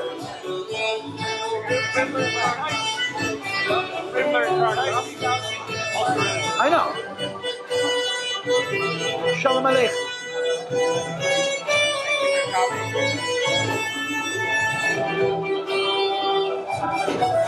The Rebbe told my father about moving to Eretz Yisrael. A soldier, my father wanted to move to Eretz Yisrael. He told basically Rabbi Vichman, his mashpia. Rabbi Vichman said, take it out of the letter, don't write it into the Rebbe, to the Duch. And the Rebbe looked at my father, started laughing, he said, with regards to moving to, he didn't rewrite it in the Duch. The Rebbe told my father, with regards to moving to Eretz Yisrael, a soldier doesn't choose the battlefront to which way to war. I heard from you. We're not just looking for the Rabbi or Moshe Rabbeinu. We're looking for the Yibusher, a light unto the nations. Don't forget to say the real source, the Makor. Of the Eitzah yourself. Don't forget it.